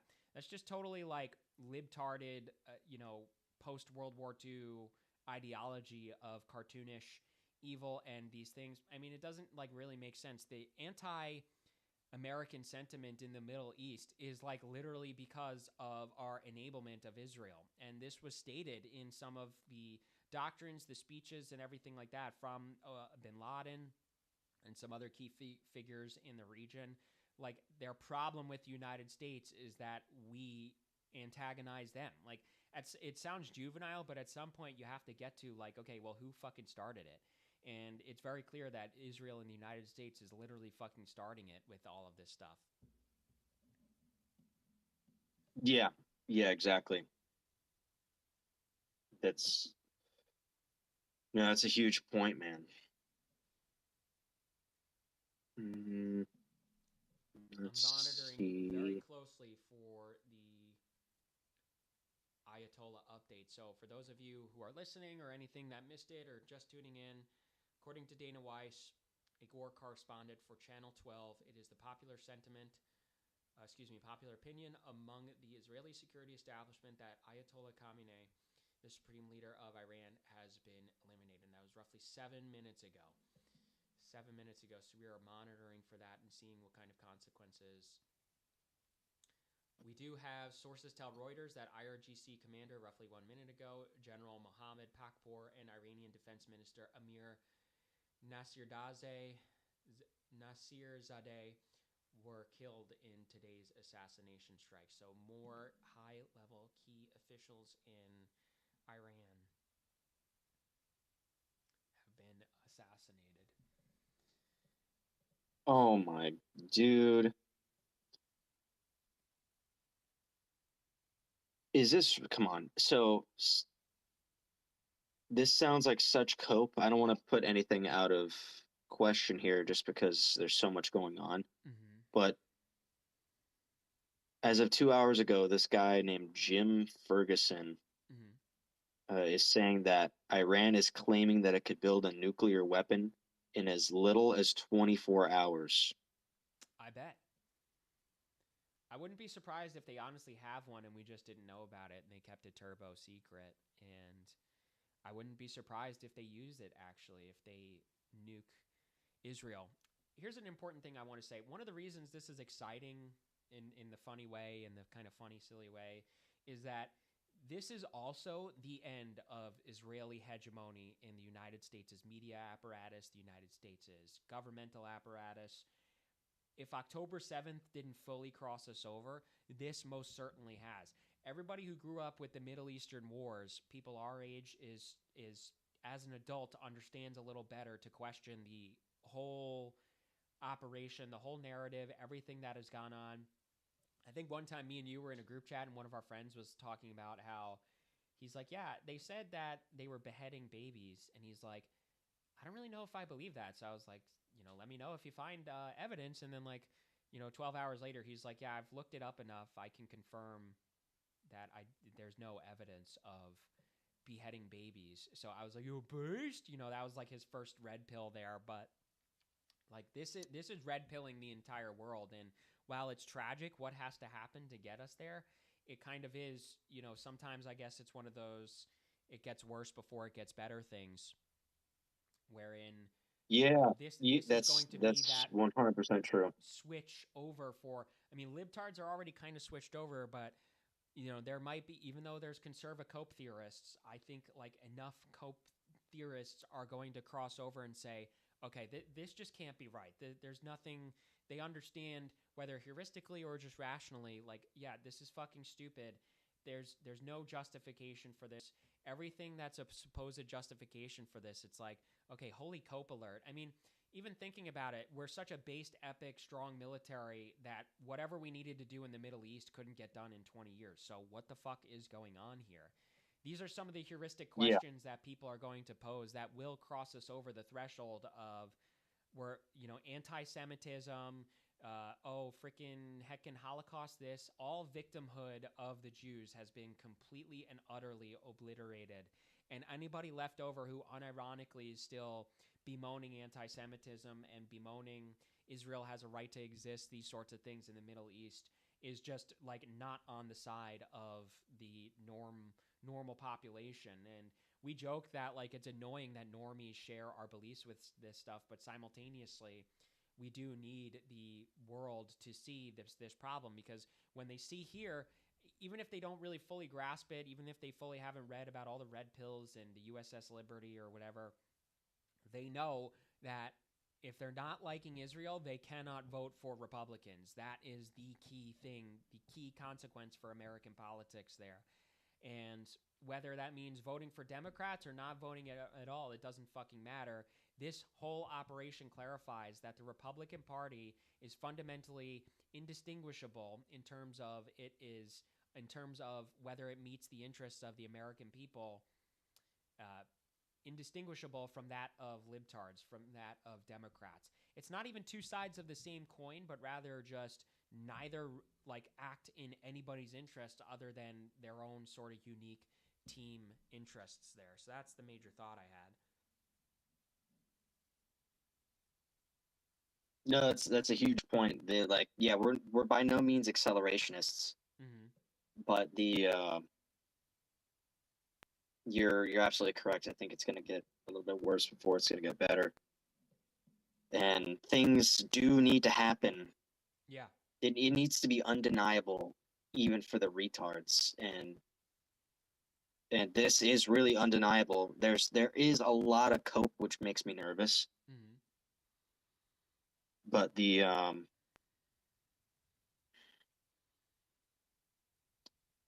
I just hope, I pray to God that I am wrong. Mm-hmm. That I think in order to, I was explaining this to somebody recently. So, in order to ensure that you get us to shut up, I know I Mm-hmm. said a little bit about this earlier, but you have to have something so horrific Mm-hmm. that even if you question the the motives behind this, you are immediately akin to or worse than even the perpetrators who have done it, Mm-hmm. which kind of harkens back to like the risk of a false flag later on. Yeah. The it honestly, in order for it to be effective and in order for them to reestablish media control and control of the common narrative, Mm-hmm. it has to be like 9/11 or worse Yeah. levels of like death and atrocity. Yeah. Yeah. Well said. The Because this crossover here, as gay as it is, it's spiking the emotions. We were talking about this the other day. Conservatards are operating on their feelings. Now this is spiking their feelings a different way, such that it is going to catalyze that change. And then to your point, to counteract that, Israel knows that it's going to have to counteract that feeling with something significantly worse happening in the United States that's blamed on Iran. And that's how you have that set up for that false flag there. Mhm. No, it's like it's the perfect. This is, I have to manage my thoughts on everything because I'm very calloused Yeah. to the idea that anything happening Mm-hmm. is just in my mind. It auto defaults to Israel, which is Yeah. bad Yeah. because in a way that's like willingly subverting my critical thinking. So I have to remind myself like that's not it's not always just them. Like the traffic that I'm experiencing getting to where I need to go isn't because of the Rothschilds. Like relax. Yeah. The Yeah, you have to monitor for so juiceberging. You can't juiceberg. yeah, precisely. Yeah. But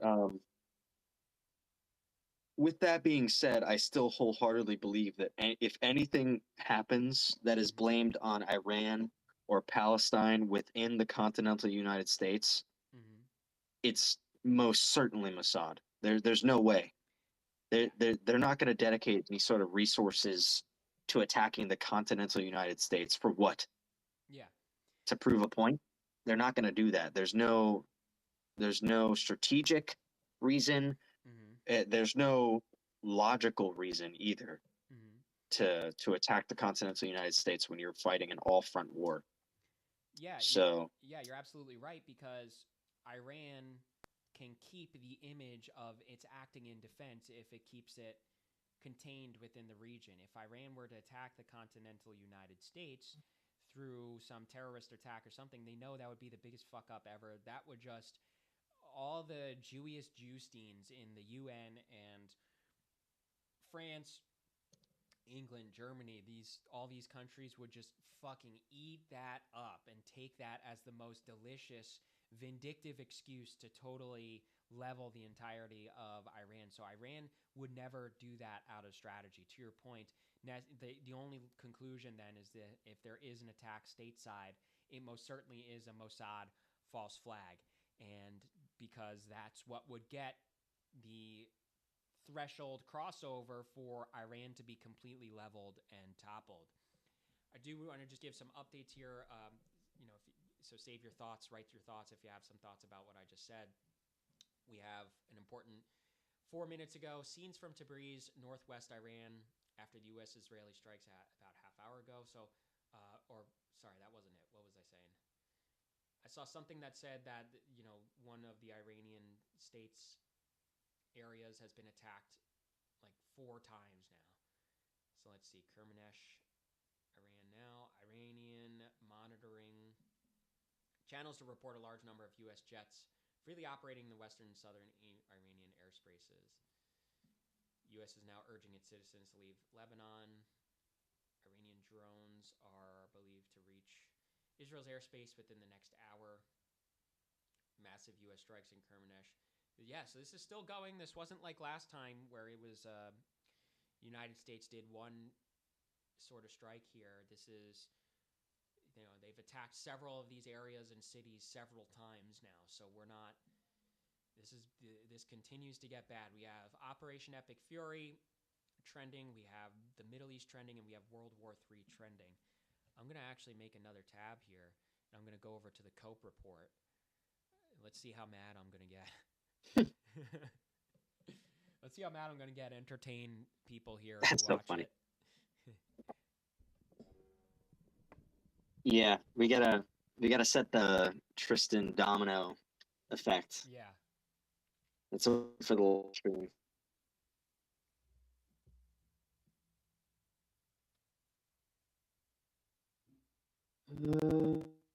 Let's see. I'm for more updates as well. Here we go. 16 hours ago. If you believe that any future military aggression by the U.S. against Iran is driven by Israel, then you have an IQ below 100.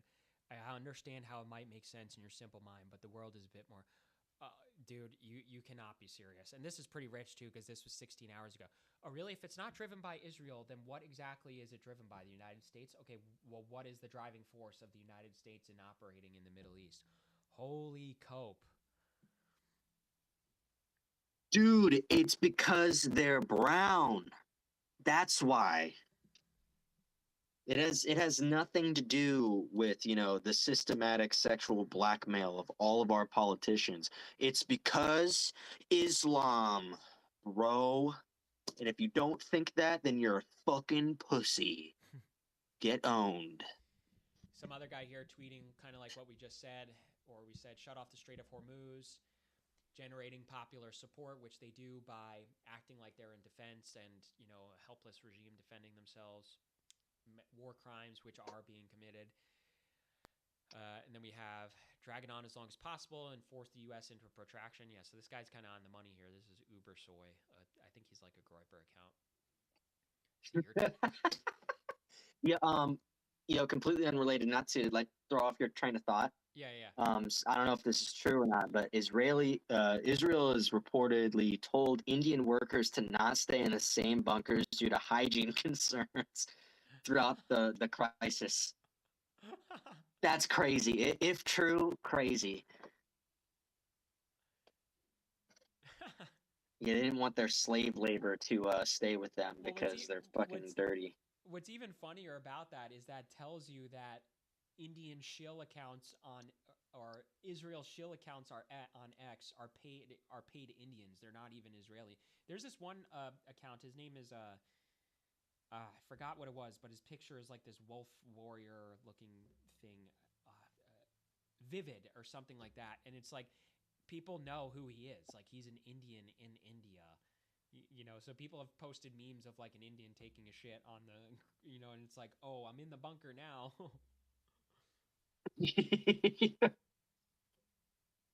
Yeah, like someone in like Mumbai Here's is like like, I'm heading to the bunker. yeah.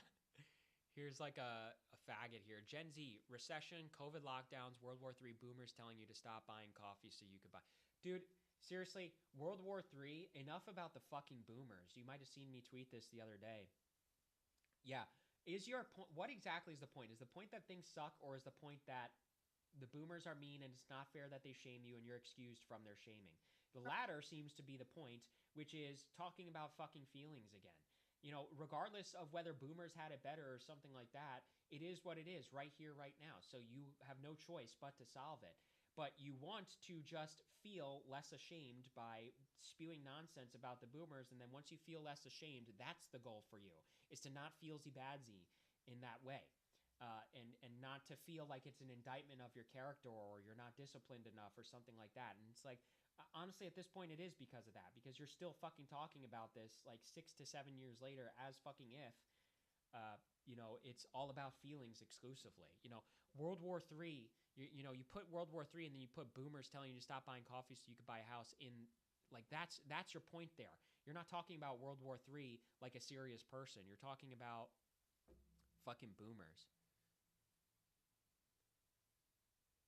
Yeah, they took the chance immediately when presented to, here's your make it about yourself award, right?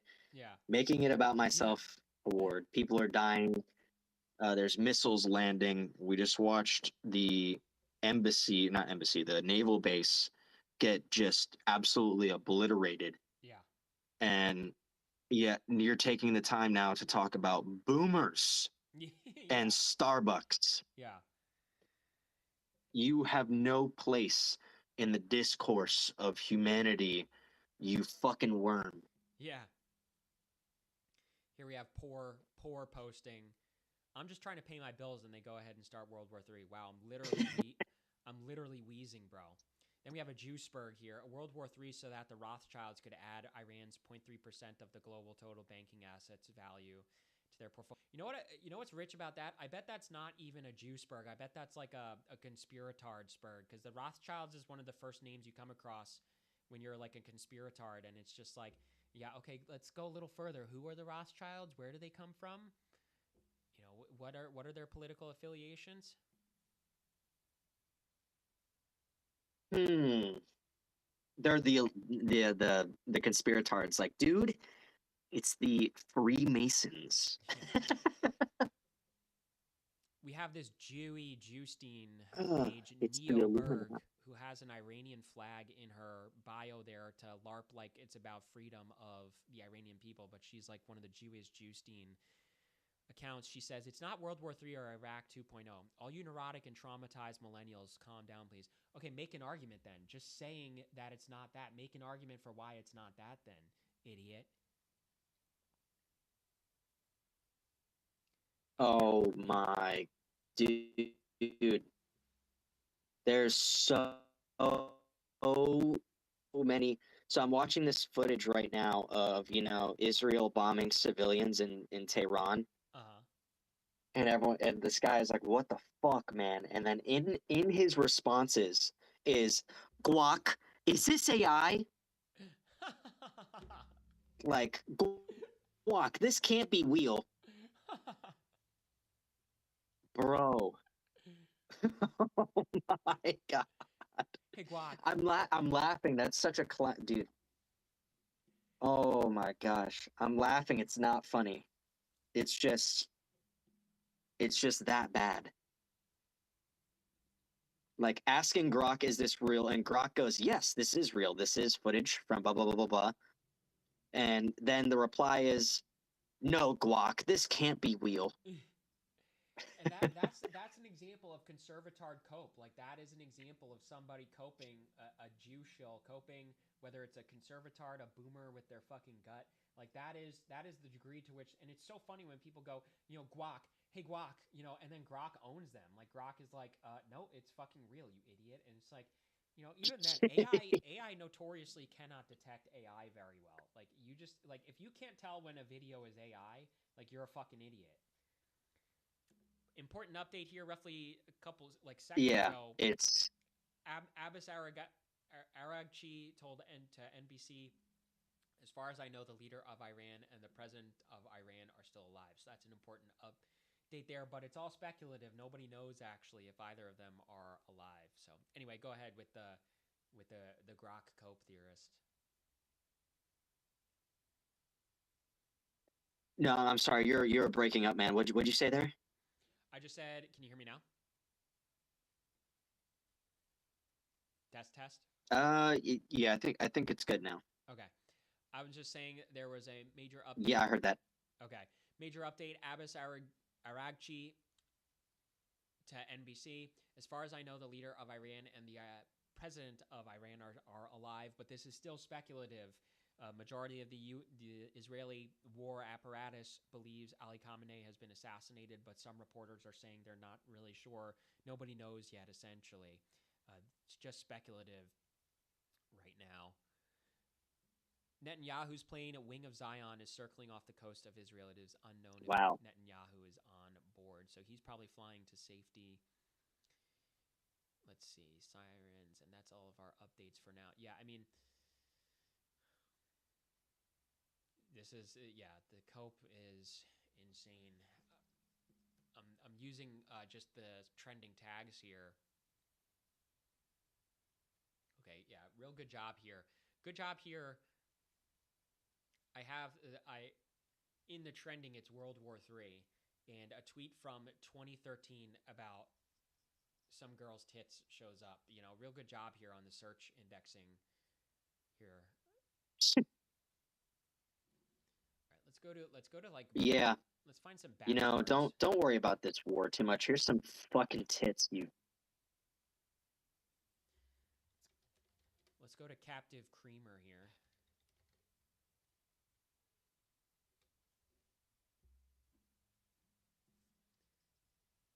Let's see what kind of cope he's deploying. Trump canceled a speech that he announced a few hours ago.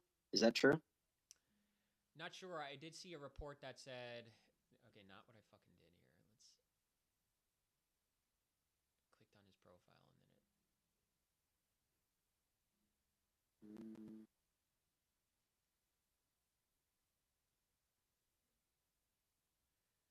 So I'm not too sure about that because my reporting here says that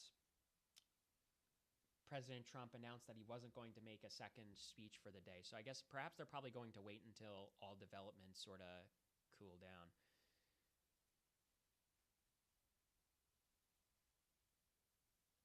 You know what? And it's funny. Schrodinger's Baptard Conservatard. It's like if the Iranian people are thanking President Trump and celebrating over their oppression, that means Islam likes us and is on our side. But I thought you tards hated them. I thought you thought they were the worst. So again, which is it here?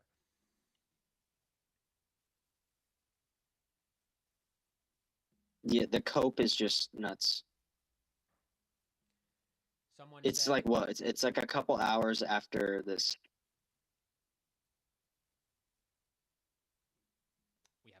We have an Epsteinsburg here. Just so we're clear, this is the Epstein-Iran war. Holy cope. There's Jake Shields commenting, at this point, I'm hoping Iran has a nuclear missile, and then some fucking idiot goes, the Guaipos have gone from America first to Israel last to death to America because some wholesome Muslims died. Yeah, so this goes really hard if you're fucking retarded, but firstly, none of these things are appropriate labels for what they're saying and what's going on. And we have our old friend here. 4 hours in.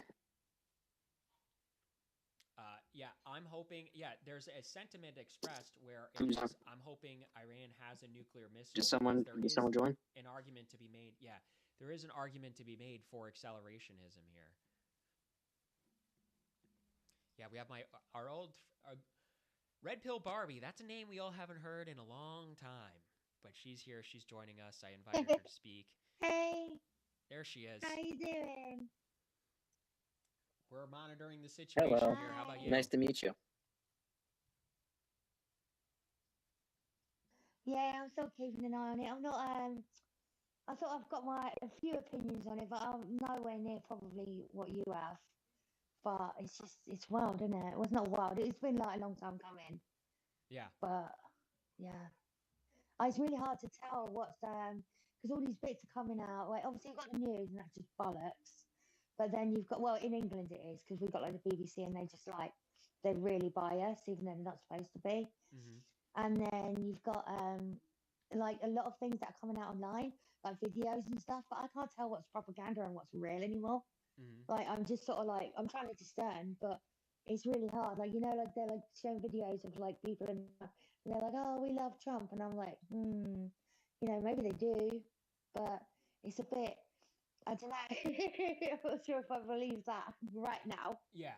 Yeah, to the extent that the protesters are real or anything, they're probably just like millennial tards, poor coping that their economy sucks. Like, to the extent that there exists any sort of popular sentiment against the regime, that's probably what it is. And then it's just exacerbated and incentivized by Mossad agents. And that was evident in the protests that were like huge. I forget the time frame, like within the past couple months.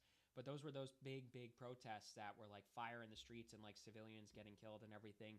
There were reports of people in all black with rifles like storming government buildings, and that was the catalyst to make it like firing on civilians and this sort of thing. So we've been monitoring. I have one page monitoring here for the actual intelligence, and then we're doing a little COPE report here. We're monitoring the COPE situation, and so I have Captive Dreamer pulled up here, this fucking dork, and we'll see shortly. I'm just going to get an update from Rerum Novarum on the actual specifics.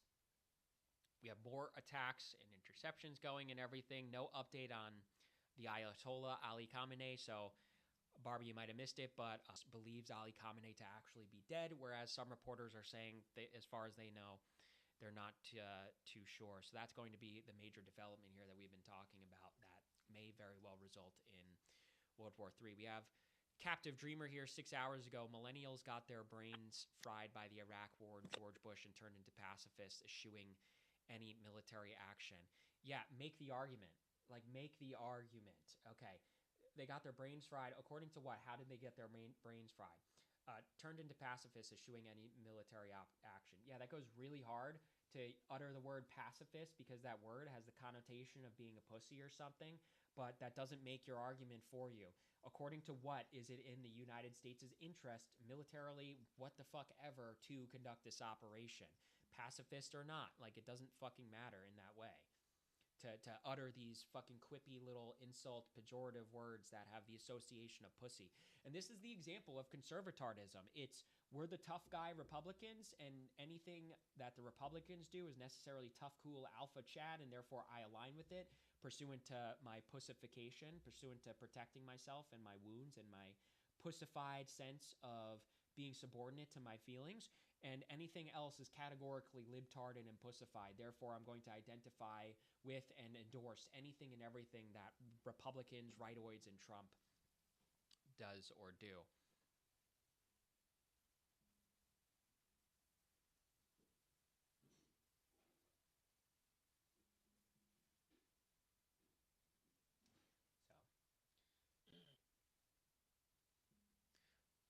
Go ahead and give your guys' thoughts if you like. I'm just looking some more here. Captive Dreamer 42 minutes ago. Tepidly launching limited strikes against all your neighbors is probably not a strategy conducive to long-term survival. Oh, really? Or what? So what? They're supposed to let themselves be attacked? That's pursuant to their survival? They're getting toppled by Israel if they don't have nukes. They're getting toppled by the United States if they do have nukes. So they might as well go down fighting. They might as well stand a chance. And me and Anon for now or Altered Ego were saying that we've been in the military. We know that like Iran actually stands a fucking chance. It's a developed country. It is, and the United States military is actually fucking insanely retarded and low IQ and totally incompetent.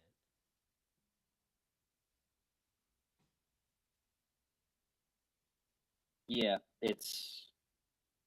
we're tragically outgunned here in the sense that we're not ready for this conflict. Majority of people who are joining the U.S. military are joining just for a paycheck. It's another huge update. We were talking about how majority of the U.S. military is there to drill hall, and that is it. And in some cases, actually, like enjoy many substances, as we knew one of the dealers for all the higher ups, which was crazy. Yeah. All the generals do like. Yeah, we're not ready for that. Yeah, all the high officers literally do fucking coke. That was like we knew the guy who dealt it to all of them on base. So yeah, knowing hindsight's 2020, I should have fucking leveraged that hardcore. yeah. As soon as he the army, I should have been like, hey, I know that you guys had a dealer, so what are y'all gonna do for me? Yeah. Honestly, yeah. Going back and doing that. Like I said, hindsight's 2020. Yeah. That would have been pretty epic. Handicap. Anyways, Go ahead. I think I have to get started on some. I have to get started on some stuff. Yeah. Which seems so like trivial now that you know. Yeah. Go ahead, man. Well, I mean that's okay. It's starting to look like it's starting to slow down a bit. You know, nothing important's being updated other than just attack here, attack there. All that really instructs is what's already been sort of demonstrated, which is Iran is going all in. It's total chaos in these sorts of things. So Barbie, you said earlier you had some thoughts. No, it's completely okay. right. I'll continue to look around. Yeah. I'll be monitoring all day. Barbie, go ahead. You said you had some thoughts. Not to cut you off. Barbie, you said you had some thoughts. I know you said they weren't to our degree here, but feel free. Go ahead. Give your thoughts. High IQ analysis.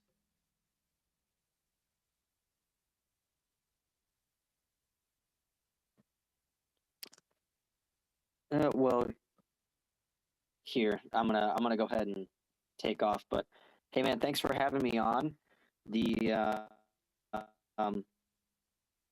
Like I said, I'll keep monitoring, and we'll have to do another one of these. And God help everyone. That would be my last thing. Nice to meet you, Red Pilled Barbie. Sorry it was under the circumstances of, World War III potentially. Yeah, that's right. Thanks for being on. He's losing connection, but all right, man. Alrighty, bro. Good to see you. Thanks for being on. Appreciate it. All right. Good to see you. Alrighty, see ya. Alrighty, so nobody left in space. Barbie might jump back on. So in the meantime, I think I'm getting close to wrapping this up here. This has been roughly 2 hours. I'm back. There you go. Yeah, so go ahead. Give us your analysis. I know your analysis will be high IQ anyway. What's that? Oh, no, it's very poor. It's very poor. I hate talking about... Well, I do have, opinions on politics, but I hate talking about politics to people that are really high IQ on politics. But oh, God. I get really nervous. I literally... Oh, God, what was I saying earlier? Okay, well, my limited understanding, I know that they're trying to pull off a rebellion here in Iraq, or that's what it seems to be. But it's kind of I'm wondering if it's going to end up being like the Syria issue all over again. I could be totally wrong, but they were like, oh, hey, we're going to help Syria. And then they were like, no, we're not. Bye. And then Syria were fucked. And I don't know. It feels like I know that UK can't help. It's not that they won't help. We're just fucked. We've got barely any military now. We're shit. Mm-hmm. And there's not a lot we can do apart from get in the way and give them money. Mm-hmm. So I'm just wondering how they're gonna like what is the long term plan for them, because it doesn't feel, like there's a. I get that they're trying to throw their weight into it, but I'm like, what are you getting out of this? And what I mean by that is there's things going on in Nigeria, like there's things going on in several Mm-hmm. countries, several conflicts Mm-hmm. that nobody's bothered to get involved in. Mm-hmm. So I'm like, obviously this is, got something, this is more to it. Mm-hmm. And I'm wondering if personally, this is just my opinion, because I know that Israel own a lot of banks in America, Mm-hmm. if they've just been like, get off your ass and do something about Iran, Mm-hmm. because if you don't, we're just going to fuck up your banks. Mm-hmm. Because I don't see what America, the way I see it is like, I'm not great on politics, but I do understand from pattern recognition that countries don't invade other countries unless there's something in it for them, Mm-hmm. or they're defending something. Mm-hmm. And I don't see, I'm not looking at this and going, oh, I can see what there's in it for America. Yeah, that makes so much sense to me. It doesn't. It feels more like Israel got them by the balls. Yep. Not talking down about America, No, it's okay. but it just feels like Israel, like, fucking Joyce guys gone.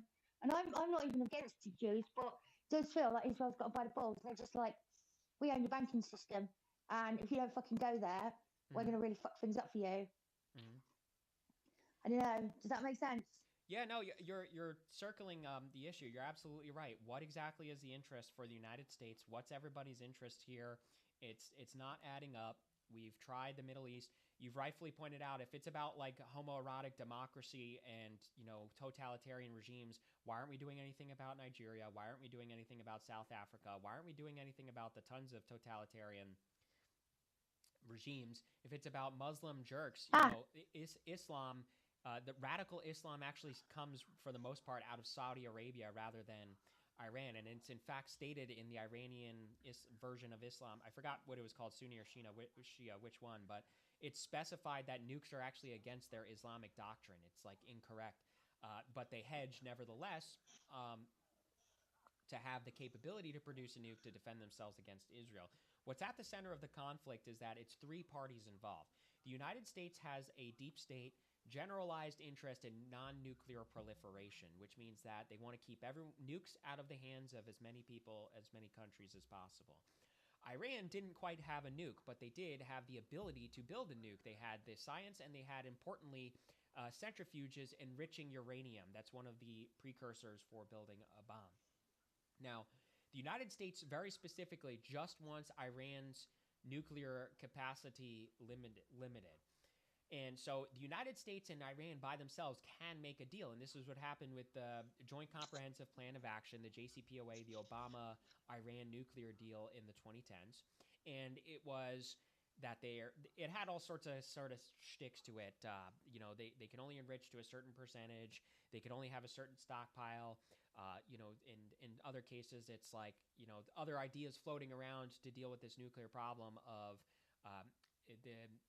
I forgot the name of it, but it's like a joint nuclear body across nations. It's like a nuclear UN was going to come, and it was coming and inspecting their facilities and everything. And then you have some ideas as of late of bringing forth Iranian stockpiles of uranium stored in places like Russia. So now this would all be great for the United States and Iran together by themselves to make a deal. But instead, we have an extra party to it, and the extra party is Israel. Israel wants both the nuke gun and regime change to install a puppet regime. And you talked about Syria and all of that. This is the history of the region. Israel has one by one toppled each regime in the region that was antagonistic to them, an enemy. And so you have that in Iraq, Syria, Libya, and Egypt was paid off by the United States. That's why it's the second recipient of foreign aid, second highest recipient of foreign aid from the United States. It's literally to pay Egypt off from fucking around and attacking Israel. So now the regime change. this still has sort of in the consciousness of Jewish people and of, anybody who's pro Israel in some fashion. Okay, October 7th, Hamas terroristic regimes. We got to solve that once and for all. And so we got to cut the snake at the head, and that's Iran purportedly. And so now the United States and Iran are always about to make a deal, and then Israel scuttles the diplomacy because the deal is often just about the nuclear program. It isn't going to have any kind of excuse, any kind of mandate to attack Iran to help them out. But so since the diplomacy keeps scuttling, and since they sort of make these intractable demands upon Iran, inevitably it's forcing the United States to get involved. And the intractable demands have become more than just non-nuclear, limited nuclear capacity, but now it's become no enriching at all, no missiles at all, no proxies at all. Iran's situation for that, well, if they don't do that, that is going to check the boxes off for Israel to invade them, to attack them, and to still pull in the United States somewhat, because the United States has this defense treaty with Israel. Whereas if they do keep their nuclear capabilities and missiles and these sort of things, they're going to get attacked anyway. So they forced an intractable demand, like the two demands of the United States and two interests, I should say, of the United States and Iran. There's no middle ground. These two things are diametrically opposed, mutually exclusive, and thus you have inevitable turning over of a concerted effort, a wartime effort, a launched attack upon Iran by the United States and by Israel. So that's sort of the key distinction there. It is three parties, three different wants and demands, and Iran is forced to, no matter what Iran does, it will get toppled. If it keeps its nuclear capabilities and weaponry and this sort of thing, it gets toppled. If it doesn't, well, it gets toppled anyway. So the United States you're kind of right that the United States and the Jews intentionally made that so, intentionally placed these intractable demands as a cope manipulative thing to force it to become a regime change operation. Wow, thank you. Yeah, it's deep. Yeah. It's really deep. And this has been going on, this has been the entire history. Okay. Okay, I'm not trying to get off the subject. Uh-huh. Yeah, go on, babe. I'll just say real quick. No, I was just going to say, I'm not trying to get off the subject. Yeah. Okay, you go ahead. It keeps delaying.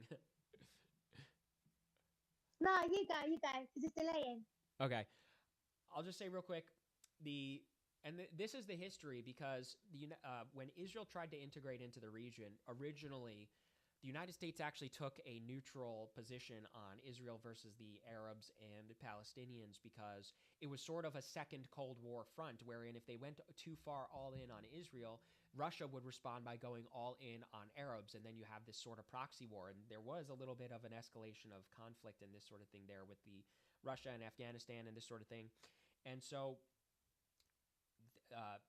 you can imagine that's sort of the domino effect that led to the Bush operation in Iraq, because his cabinet members were literally writing policy for Israel. So you can imagine where their loyalties lied. And this was the special commission and everything to bypass intelligence, to give off phony intelligence. And so all that's to say, that's been the history, and Iran sort of observes this history. It's okay, gee, I wonder what's going to happen if we don't nuclearize. We get blown up anyway, like Lebanon did, and Syria and Libya and all of that. So anyway, you go ahead. You were going to say something where you started with, not to change the topic, but you had some sort of adjacent thought. Yeah, not to change the topic, but okay. So there's the two things I understand, but I can't quite connect the dots yet. So you've got I know that a lot of the Muslim issue is being funded by Saudi and by Qatar and by Dubai, but it's a lot by Qatar. That's a financial system for the Muslims, and that was obviously hand built. It was created, and I know that the Saudis are creating a new Qatar, a Qatar/Dubai in Saudi Arabia. They're building one now, so they're obviously trying to get more powerful. And then on the other side, you've got Israelis, and they're trying to knock all of the Middle East down. And so like, eventually it's going to come to the point like that they're going to end up like not going against each other, but like what happens to the point where let's say Israel just like knock them all down one after the other, find a problem with every country that they've got a problem with, and then do something about it, and America gets involved. What happens when it gets to the point where Israel is satisfied with the Middle East? They're going to want to expand. Yes. They're going to want to expand out. I don't know, man. Is that just me? No, you're absolutely right. We were talking about it's just that. You're absolutely right. This is the problem. The United States sees this as some prioritizer types try to see this as a way to pull the United States out of Israel to more so focus on China and this sort of thing. So it's sort of an attempt to hand off the Middle East to Israel. But what is the nature of the non-nuclear proliferation? The non-nuclear proliferation is so that Iran is not on parity with the United States, Russia, and China, because um, the nuke puts them on a leverageable degree, a leverageable power level with the United States, Russia, and China. But Israel wants to be the only nuclear power in the region. So what happens if Iran goes over? Well, now Israel dominates the region. They have regional hegemony, and what that means is that area belongs to Israel now because they're the only nuclear power and nobody can challenge them. What does that make Israel? That makes Israel on parity with the United States, and the Israel has actually been sort of converting to this strategy of once they're on that parity with the United States, they don't need the United States anymore. And you might have seen even some Jews talking about the foreign aid as golden handcuffs and this sort of thing. It's because it still sort of is leverageable. It's still creating this tension in the United States. Some people are familiar with the foreign aid and this sort of thing and the anti-Semitism or whatever in the United States. So what you then have is once Israel establishes regional hegemony, they're right up there with the United States, Russia, and China. And think about how belligerent they are, how proud they are. That's going to actually cause the exact problem that we're trying to avoid with Iran's nuclear proliferation. They have control over the IMEC corridor, then inevitably they're going to have control over the Suez Canal. They're going to have control over the Strait of Hormuz. That's a huge oil trade route area, this sort of thing that Israel can, in fact, leverage against the United States' interests. So we're so homoerotic for Iran being able to match us in power, but simultaneously knocking out Iran will place Israel at the same power level as the United States, Russia, and China, and makes it a global, it makes it a part of the multipolar complex of the top powers of the world. And it's inevitably not in our interest in that sense. In fact, our interest in the region is really balanced. In a grand twist of fate, I argue that it would actually be better for Iran to maintain the status quo of nuclear hedging or perhaps even developing a bomb, because then they are a check on Israel. And if they're a check on Israel, we can negotiate with either or on now either or doesn't have the leverage over the region, or if one does, we can support the other to rebalance the power there. So you're absolutely right to analyze this and say, well, wait a second. Israel's going to dominate the region. What's that going to look like for the world? If we don't want nuclear proliferation because we don't want powers to match us, then we don't want fucking Israel dominating the region. Yeah, because I don't have an issue with the Jew thing per se, but I do have an issue with Israel. I mean, I like Israel more than the Muslims, you know, so I have more time for Israel than the Palestine, but that's just another story for another day. But that doesn't mean that at the same time I would be comfortable with Israel being a superpower. I mean, they're already a superpower, but being a really big superpower. I feel a lot more comfortable with America being the superpower than Israel. As particularly a country that says that you are anti-Semitic if you dare um, criticize or speak of their government in a way that in a fashion that they don't like. I find that disturbing. And imagine that as a superpower, like you can't talk about us, you can't say anything about us. That's a fucking that's a regime. That's not normal. Like with America, you can say what you want about America. You say what you want in America about America. People can tell you to fuck off, but you can say what you want. You know, it's the First Amendment. But Israel, they're like, you can't talk about us. You can't criticize us. You can't question us. That's a very dangerous, thing to have, like as a superpower.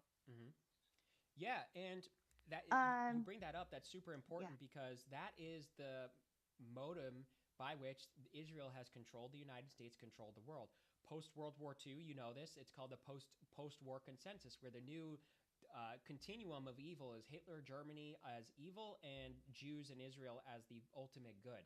And so, what do you have there? Well, okay, anything slightly resembling Hitler and Jews becomes sort of activates the hysteria of the Jews, and they spurg out and talk about it as anti-Semitism. What starts as fascism, it resembles anti-Semitism, and it's wrong. Dictatorship, this sort of thing, paramilitary government, that become, and then it just keeps escalating to okay, well, really, being pro-family, pro-Christ, this sort of thing becomes anti-Semitic. Then being Germanic becomes anti-Semitic. Then being white becomes anti-Semitic. Then, so you could see that cause and chain. But importantly, we were talking about this. We were joking about how it's kind of like exciting. Things are happening. Nothing ever happens. Chud defeated. And we were saying that, well, one of the things that's sort of exciting about this is that this is like this after this, the anti-Semitism thing, that's over. It's done. It was already kind of like mostly done after October 7th. Now it's really done. They have no victim currency. They can't just spam that. Nobody's buying it anymore. Even the most Fox News conservatarded dork doesn't fucking care anymore because everybody's grown up by now and realizes they're not exactly goody two shoes. They're starting wars. They're causing problems. We're getting Americans killed on their behalf. And so you're right to detect that. And I'll say part of the reason they declare it as anti-Semitism is actually because Zionism and Jewish statehood and this sort of thing is like an unquestionable doctrine or a part of rabbinical or Talmudic Judaism. And what does this mean? So they feel that as anti-Semitic because it is against they feel it as against their race to be anti-Zionist, to be anti-Israeli, to be critical of Israel because Israel is an expression of their racial solidarity, of their racial sovereignty, racial loyalty, and it is a part of Talmudic and rabbinical Judaism. It's about the third temple. It's about getting what they consider the Messiah to come to earth, and so they feel that as like racist towards them. And there's a book on this. It's a short book. You might like it. It's called Jewish History, Jewish Tradition: The Weight of 3,000 Years by Israel Shayhak. Because you made the distinction between, well, not anti-Jews but anti-Zionist. To them, it's the same thing because Israel Jewish consciousness is about racial loyalty. It's about all of that. And even when you talk about how, okay, well, not every Jew's in on it, not every Jew is in on the group chat, even Jews will tell you that the average everyday Jew doesn't necessarily support Netanyahu, but they support Israel and they support the United States supporting Israel. And they have that loyalty such that even if Israel is doing the wrong thing or something like that, or even if Jews are like too loyal to each other, or there are rich, wealthy Jews doing XYZ bad thing, like they won't criticize it, they won't say something about it. They're like, no matter what, they have that loyalty. And that's where it becomes, rather than anti-Zionism, it does become, the vernacular is bad to say like anti-Jew, but perhaps a better way to put it is the Jews, it's not just Zionism, it's the entire world Jewish community that is a part of this that has interests diametrically opposed to the United States and to that of the rest of the world, essentially. Can I tell you a secret? Yeah. It's not a secret, but I never tell anyone this. You probably think it's schizo. I'm scared to say it out loud. I don't know why I'm scared to say it out loud because it feels so evil to say. I think the Holocaust really happened, yeah? And for a long time, I've wondered, like, I don't mean like just because I'm schizo, I mean like I've really thought about it. I think that maybe the Jews sacrificed their own people to the Holocaust for a long-term political gain. Yeah, because it doesn't make sense.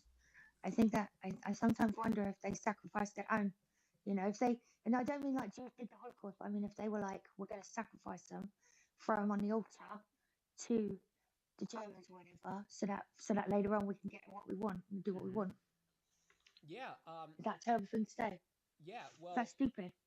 No, because they had a military doctrine. I forgot the name of it, but it was essentially that they would rather their citizens or it's stated in the doctrine as they would rather their soldiers die before being captured. So there are reports of October 7th of them killing their own soldiers to prevent that. But of course, what does it become? It makes it easier to inflate the numbers and say Hamas killed them and whatever. But also, this doctrine easily transmutes to civilians. It's stated as one thing, but obviously, what is the intent? What is the implication there? What is the precipitating emotional attachment or the intent? Is that it's like a source of pride thing that they can't allow even citizens to be captured by Hamas. So what do? They kill them beforehand. And it's just like this really sick and cruel policy.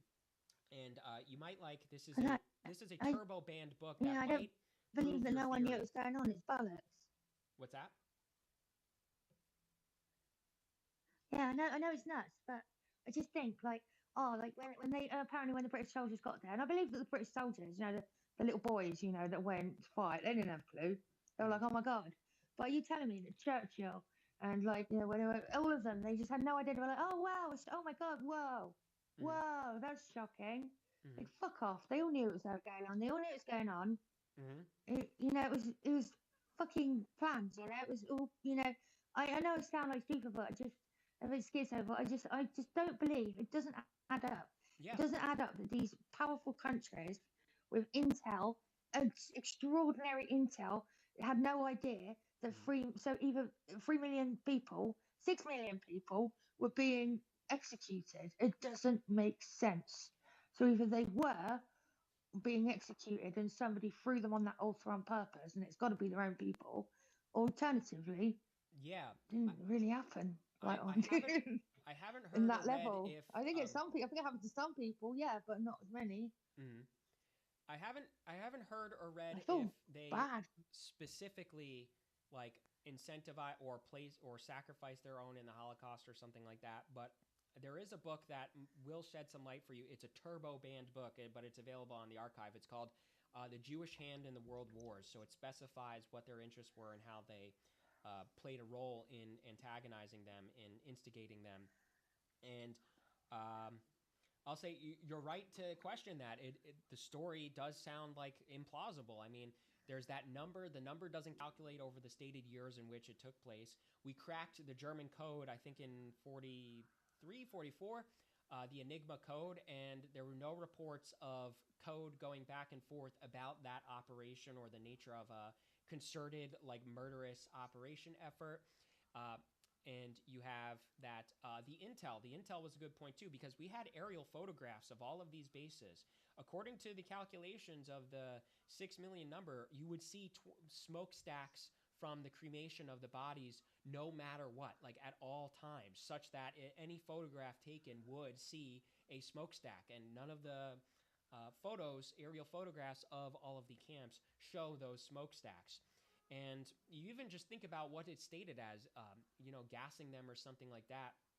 It's like the most efficient and sophisticated scientists and engineers in the world decided it would be a good idea to murder them that way instead of shooting them. Shooting them would have been significantly cheaper, faster, and more effective operation if they were really going to do that. And then you just think about how the German war effort was against the entire fucking world, and they needed those camps to manufacture supplies, bullets, like whatever. Like they use them as labor. So to kill off their labor there doesn't actually add up either. And the reason I say sacrifice, I don't mean it was like, some demonic thing or anything like that. Mm-hmm. I mean, like, throw our own people away because we want to gain something, like we've got a long-term plan, like a big picture plan. And like, look at them all. I just can't talk about it. I just can't do anything. And it's just that, the banks. So the banking systems were like obviously going both ways. And I know the Swiss and all that was supposed to be the middlemen. Mm-hmm. Yeah. But let's be fucking honest. Most of them were Jewish fucking banks and Jewish money. Yes. So what you're telling me, they were funding here you go, guys. We're funding the allies, people that are like, murdering us in millions. It doesn't make sense. Right. They were in on it, like it just doesn't make sense. Right. I know it's out there, but I do quite feel, because that's the thing, that's the way they make you feel. Like they've got you so like indoctrinated with like, you can't say that, anything about that. That makes me you know. Mm-hmm. And I'm sure it's like, you know, and I know terrible things happened. I don't deny that there were terrible, terrible things that happened to Jewish people Mm-hmm. and gypsies and blacks and anyone else that they could get their hands on. I Mm-hmm. don't deny that, but I done the operations of it because I just find it very hard to believe that that went on and no one knew about it. It was either they were all fucking in on it or it never happened. Yeah. You know, it never happened on that level. So it's one or the other. Yeah, You exactly. know, that's horrible. I don't feel horrible for saying that because to me that's just factual. Mm-hmm. It's just it's stupid to think otherwise. It's just stupid to think otherwise. It doesn't mean I'm saying that all the fucking Jews are terrible people or anything like that. I'm not saying that, but Yeah. you know, it just Well, doesn't fucking add up. the conditions, like the conditions were probably pretty terrible. A lot of them did die. They died of typhus. Although the argument is that they died of typhus and starvation because the Allies bombed the supply lines to the camps. But you know that's not even really saying the Allies are particularly malevolent. That's just the nature of that war. It was some kind of military facility, so they knew they had to do something to it. And you know, even to your point, like you know, it's like the entire if the point isn't even specifically whether it happened or to what extent it happened and everything. The point is that the fact that you can't question it is a problem. The fact that you can't question it clarifies a political interest, a political subversion that is against the United States' interest or even the broader interests of the West. You would, I'll send you some of the books I have that elucidate some of the, I mean, and not even really, you don't even really need to have like the turbo esoteric, like refutations of the Holocaust and everything. You could just examine the politics at the time through the lens of non-mainstream. You know, a book Yeah, that really and explains it well would you is not want to? Would you not like? And it makes no sense as well because you would want to question everything so that you could prevent it happening again. right. Like you would want to question every single thing and like forensically dissect it so that you could say we understand every single part and every single bit that happens so we can ensure this never happens again. Doing some memes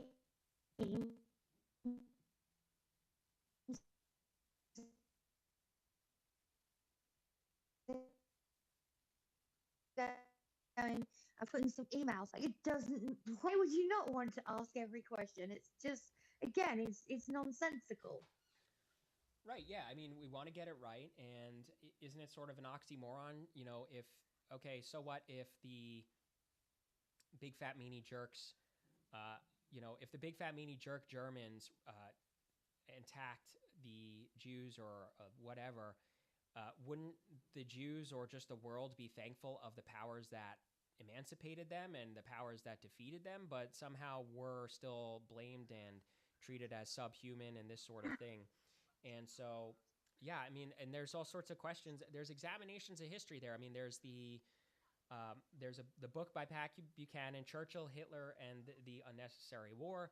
I just read a book called Other Losses by James Bake, which is about the Allied German prisoner camps that starved roughly 1.5 million Germans to death. They made them refugees. They cleared them from the land. They starved them. It was Eisenhower's brutal policy. And so there's all sorts of history there that just totally got overlooked. And, you know, even just thinking about, you know, Yeah. the Poland issue and how it was an escalation of great power balancing. It's actually the real true story of how World War II started is very similar to sort of like the Cold War balance of power type thing. And so, yeah, that's what we got here. And yeah, and like, and Churchill had concentration camps in Kenya. I think it was Kenya Mm-hmm. or India. So no, sorry, India. So whatever. I'm so sorry. I've completely forgotten. So he had concentration camps going on because they always bang on about them. You know, like every time it's like, you know, every time we celebrate like the war, not the war. I mean the war like heroes. Mm-hmm. You know, you get all the lefties like just shouting about Churchill and his concentration camps. Mm-hmm. So it was obviously like that's weird, isn't it? It's magical how they all knew, they all had the same equipment. Mm-hmm. Like okay, then you know they all had pretty similar setup. but Mm-hmm. they didn't know about each other. So just by magic and just by like massive coincidence, Mm-hmm. loads of countries were like, you know what we should do? We should set up concentration camps. And you did that as well. Oh my god, what coincidence! Like, fuck off! Like you, Yeah. I don't believe it. It's just I think there was some more to this and it's bollocks. Mm-hmm. Yeah, absolutely. But So go ahead. yeah, I think it's all bollocks. And it's just I just don't trust them. Yeah. It's not that I know, like, yeah, and I'm not like I took the J pill and all that. I'm just like that person sitting there. Like, I'm not a conspiracy person or anything. I'm just like sitting there, like, none of this fucking makes sense. Yeah. Not one bit. It's like watching a really cheesy detective program where there's like Yeah. massive plot holes. And And I you're mean, just like, what is this? even the idea that it is, because sometimes their argument is, well, we pay particular attention to this genocide because it was like a particularly evil industrialization effort, a jerkery. It's like, why does no other genocide happen that way then? Every other genocide is sort of like a crime of passion, of this sort of angry, vitriolic, and a matter of policy, these sorts of things. So somehow this one particular nation during this one particular time is cartoonishly evil and just big fat meanies that just hate freaking Jews so much that they just want to cartoonishly evil industrialize their murder of them. Like to the degree that like bad things happened, absolutely, and people died, and Jews were probably horribly mistreated as well. But the idea that it was just a raw, cartoonishly evil, industrialized effort, like I don't even think there was an actual effort to like literally genocide them in this industrialized way. I think they were probably cruel. They were probably big fat meanies, and they probably killed a lot of people just out of like murderous rampage.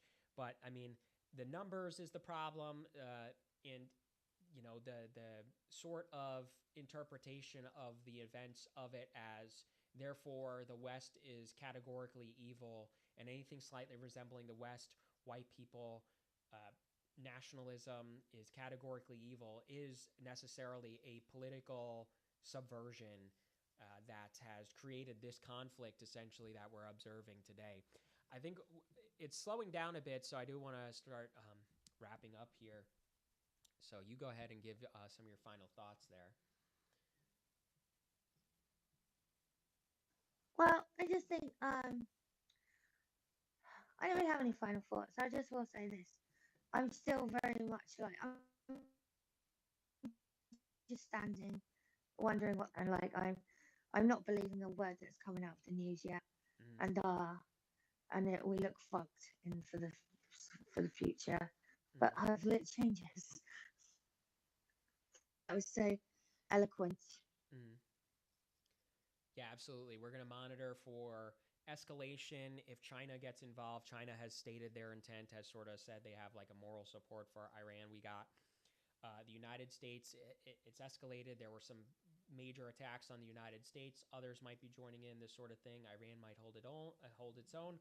The United States is going to have a problem with a protracted conflict because the United States can't manufacture to the degree that Iran even can at this point, to the degree that China and Russia can. We have the United States inevitably ground invading, and so this is going to be the hot like the next escalation is every combination of China and Russia getting involved, to Iran nuking Israel, to Iran's regime getting toppled, and to Israeli hegemony. So we'll see what the catalyst for that will be. It might be either the U.S. naval blockade getting blown up, or Iran's supreme leader getting assassinated, or Tel Aviv getting leveled or nuked. And so those will be the major developments to watch out for, and that'll be really scary. That will be like the United States, and especially if the United States does not win, which it very well can happen because the average military soldier and whatever in the United States is retarded, and we do not have the manufacturing capacity for a protracted conflict with a developed country with Iran. If the United States loses, that's really fucking scary because that sets the precedent for the United States to no longer be not even on parity with Russia and China, but that sets the precedent for the United States to be a middle power instead of a top power, which means we are totally vulnerable to invasion, to operations, to leverage, and everything, perhaps even a team up or a coalition against the United States. So that'll be the major scary thing to look out for. So.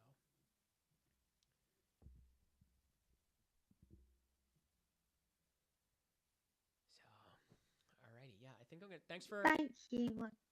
Yeah, thank you. Thanks for hopping on.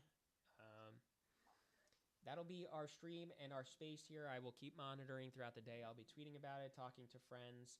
If you would like one-on-one coaching and base therapy, where I help you navigate your thoughts, feelings, and complex behaviors to get your eyes on the prize, find your fulfillment, and bring you to peace, joy, and fulfillment, head on over to marchesemethods.com. I've got some merchandise there. I have a Discord where you can DM or email me, and for $5 a month, you can text me unlimited asking for advice.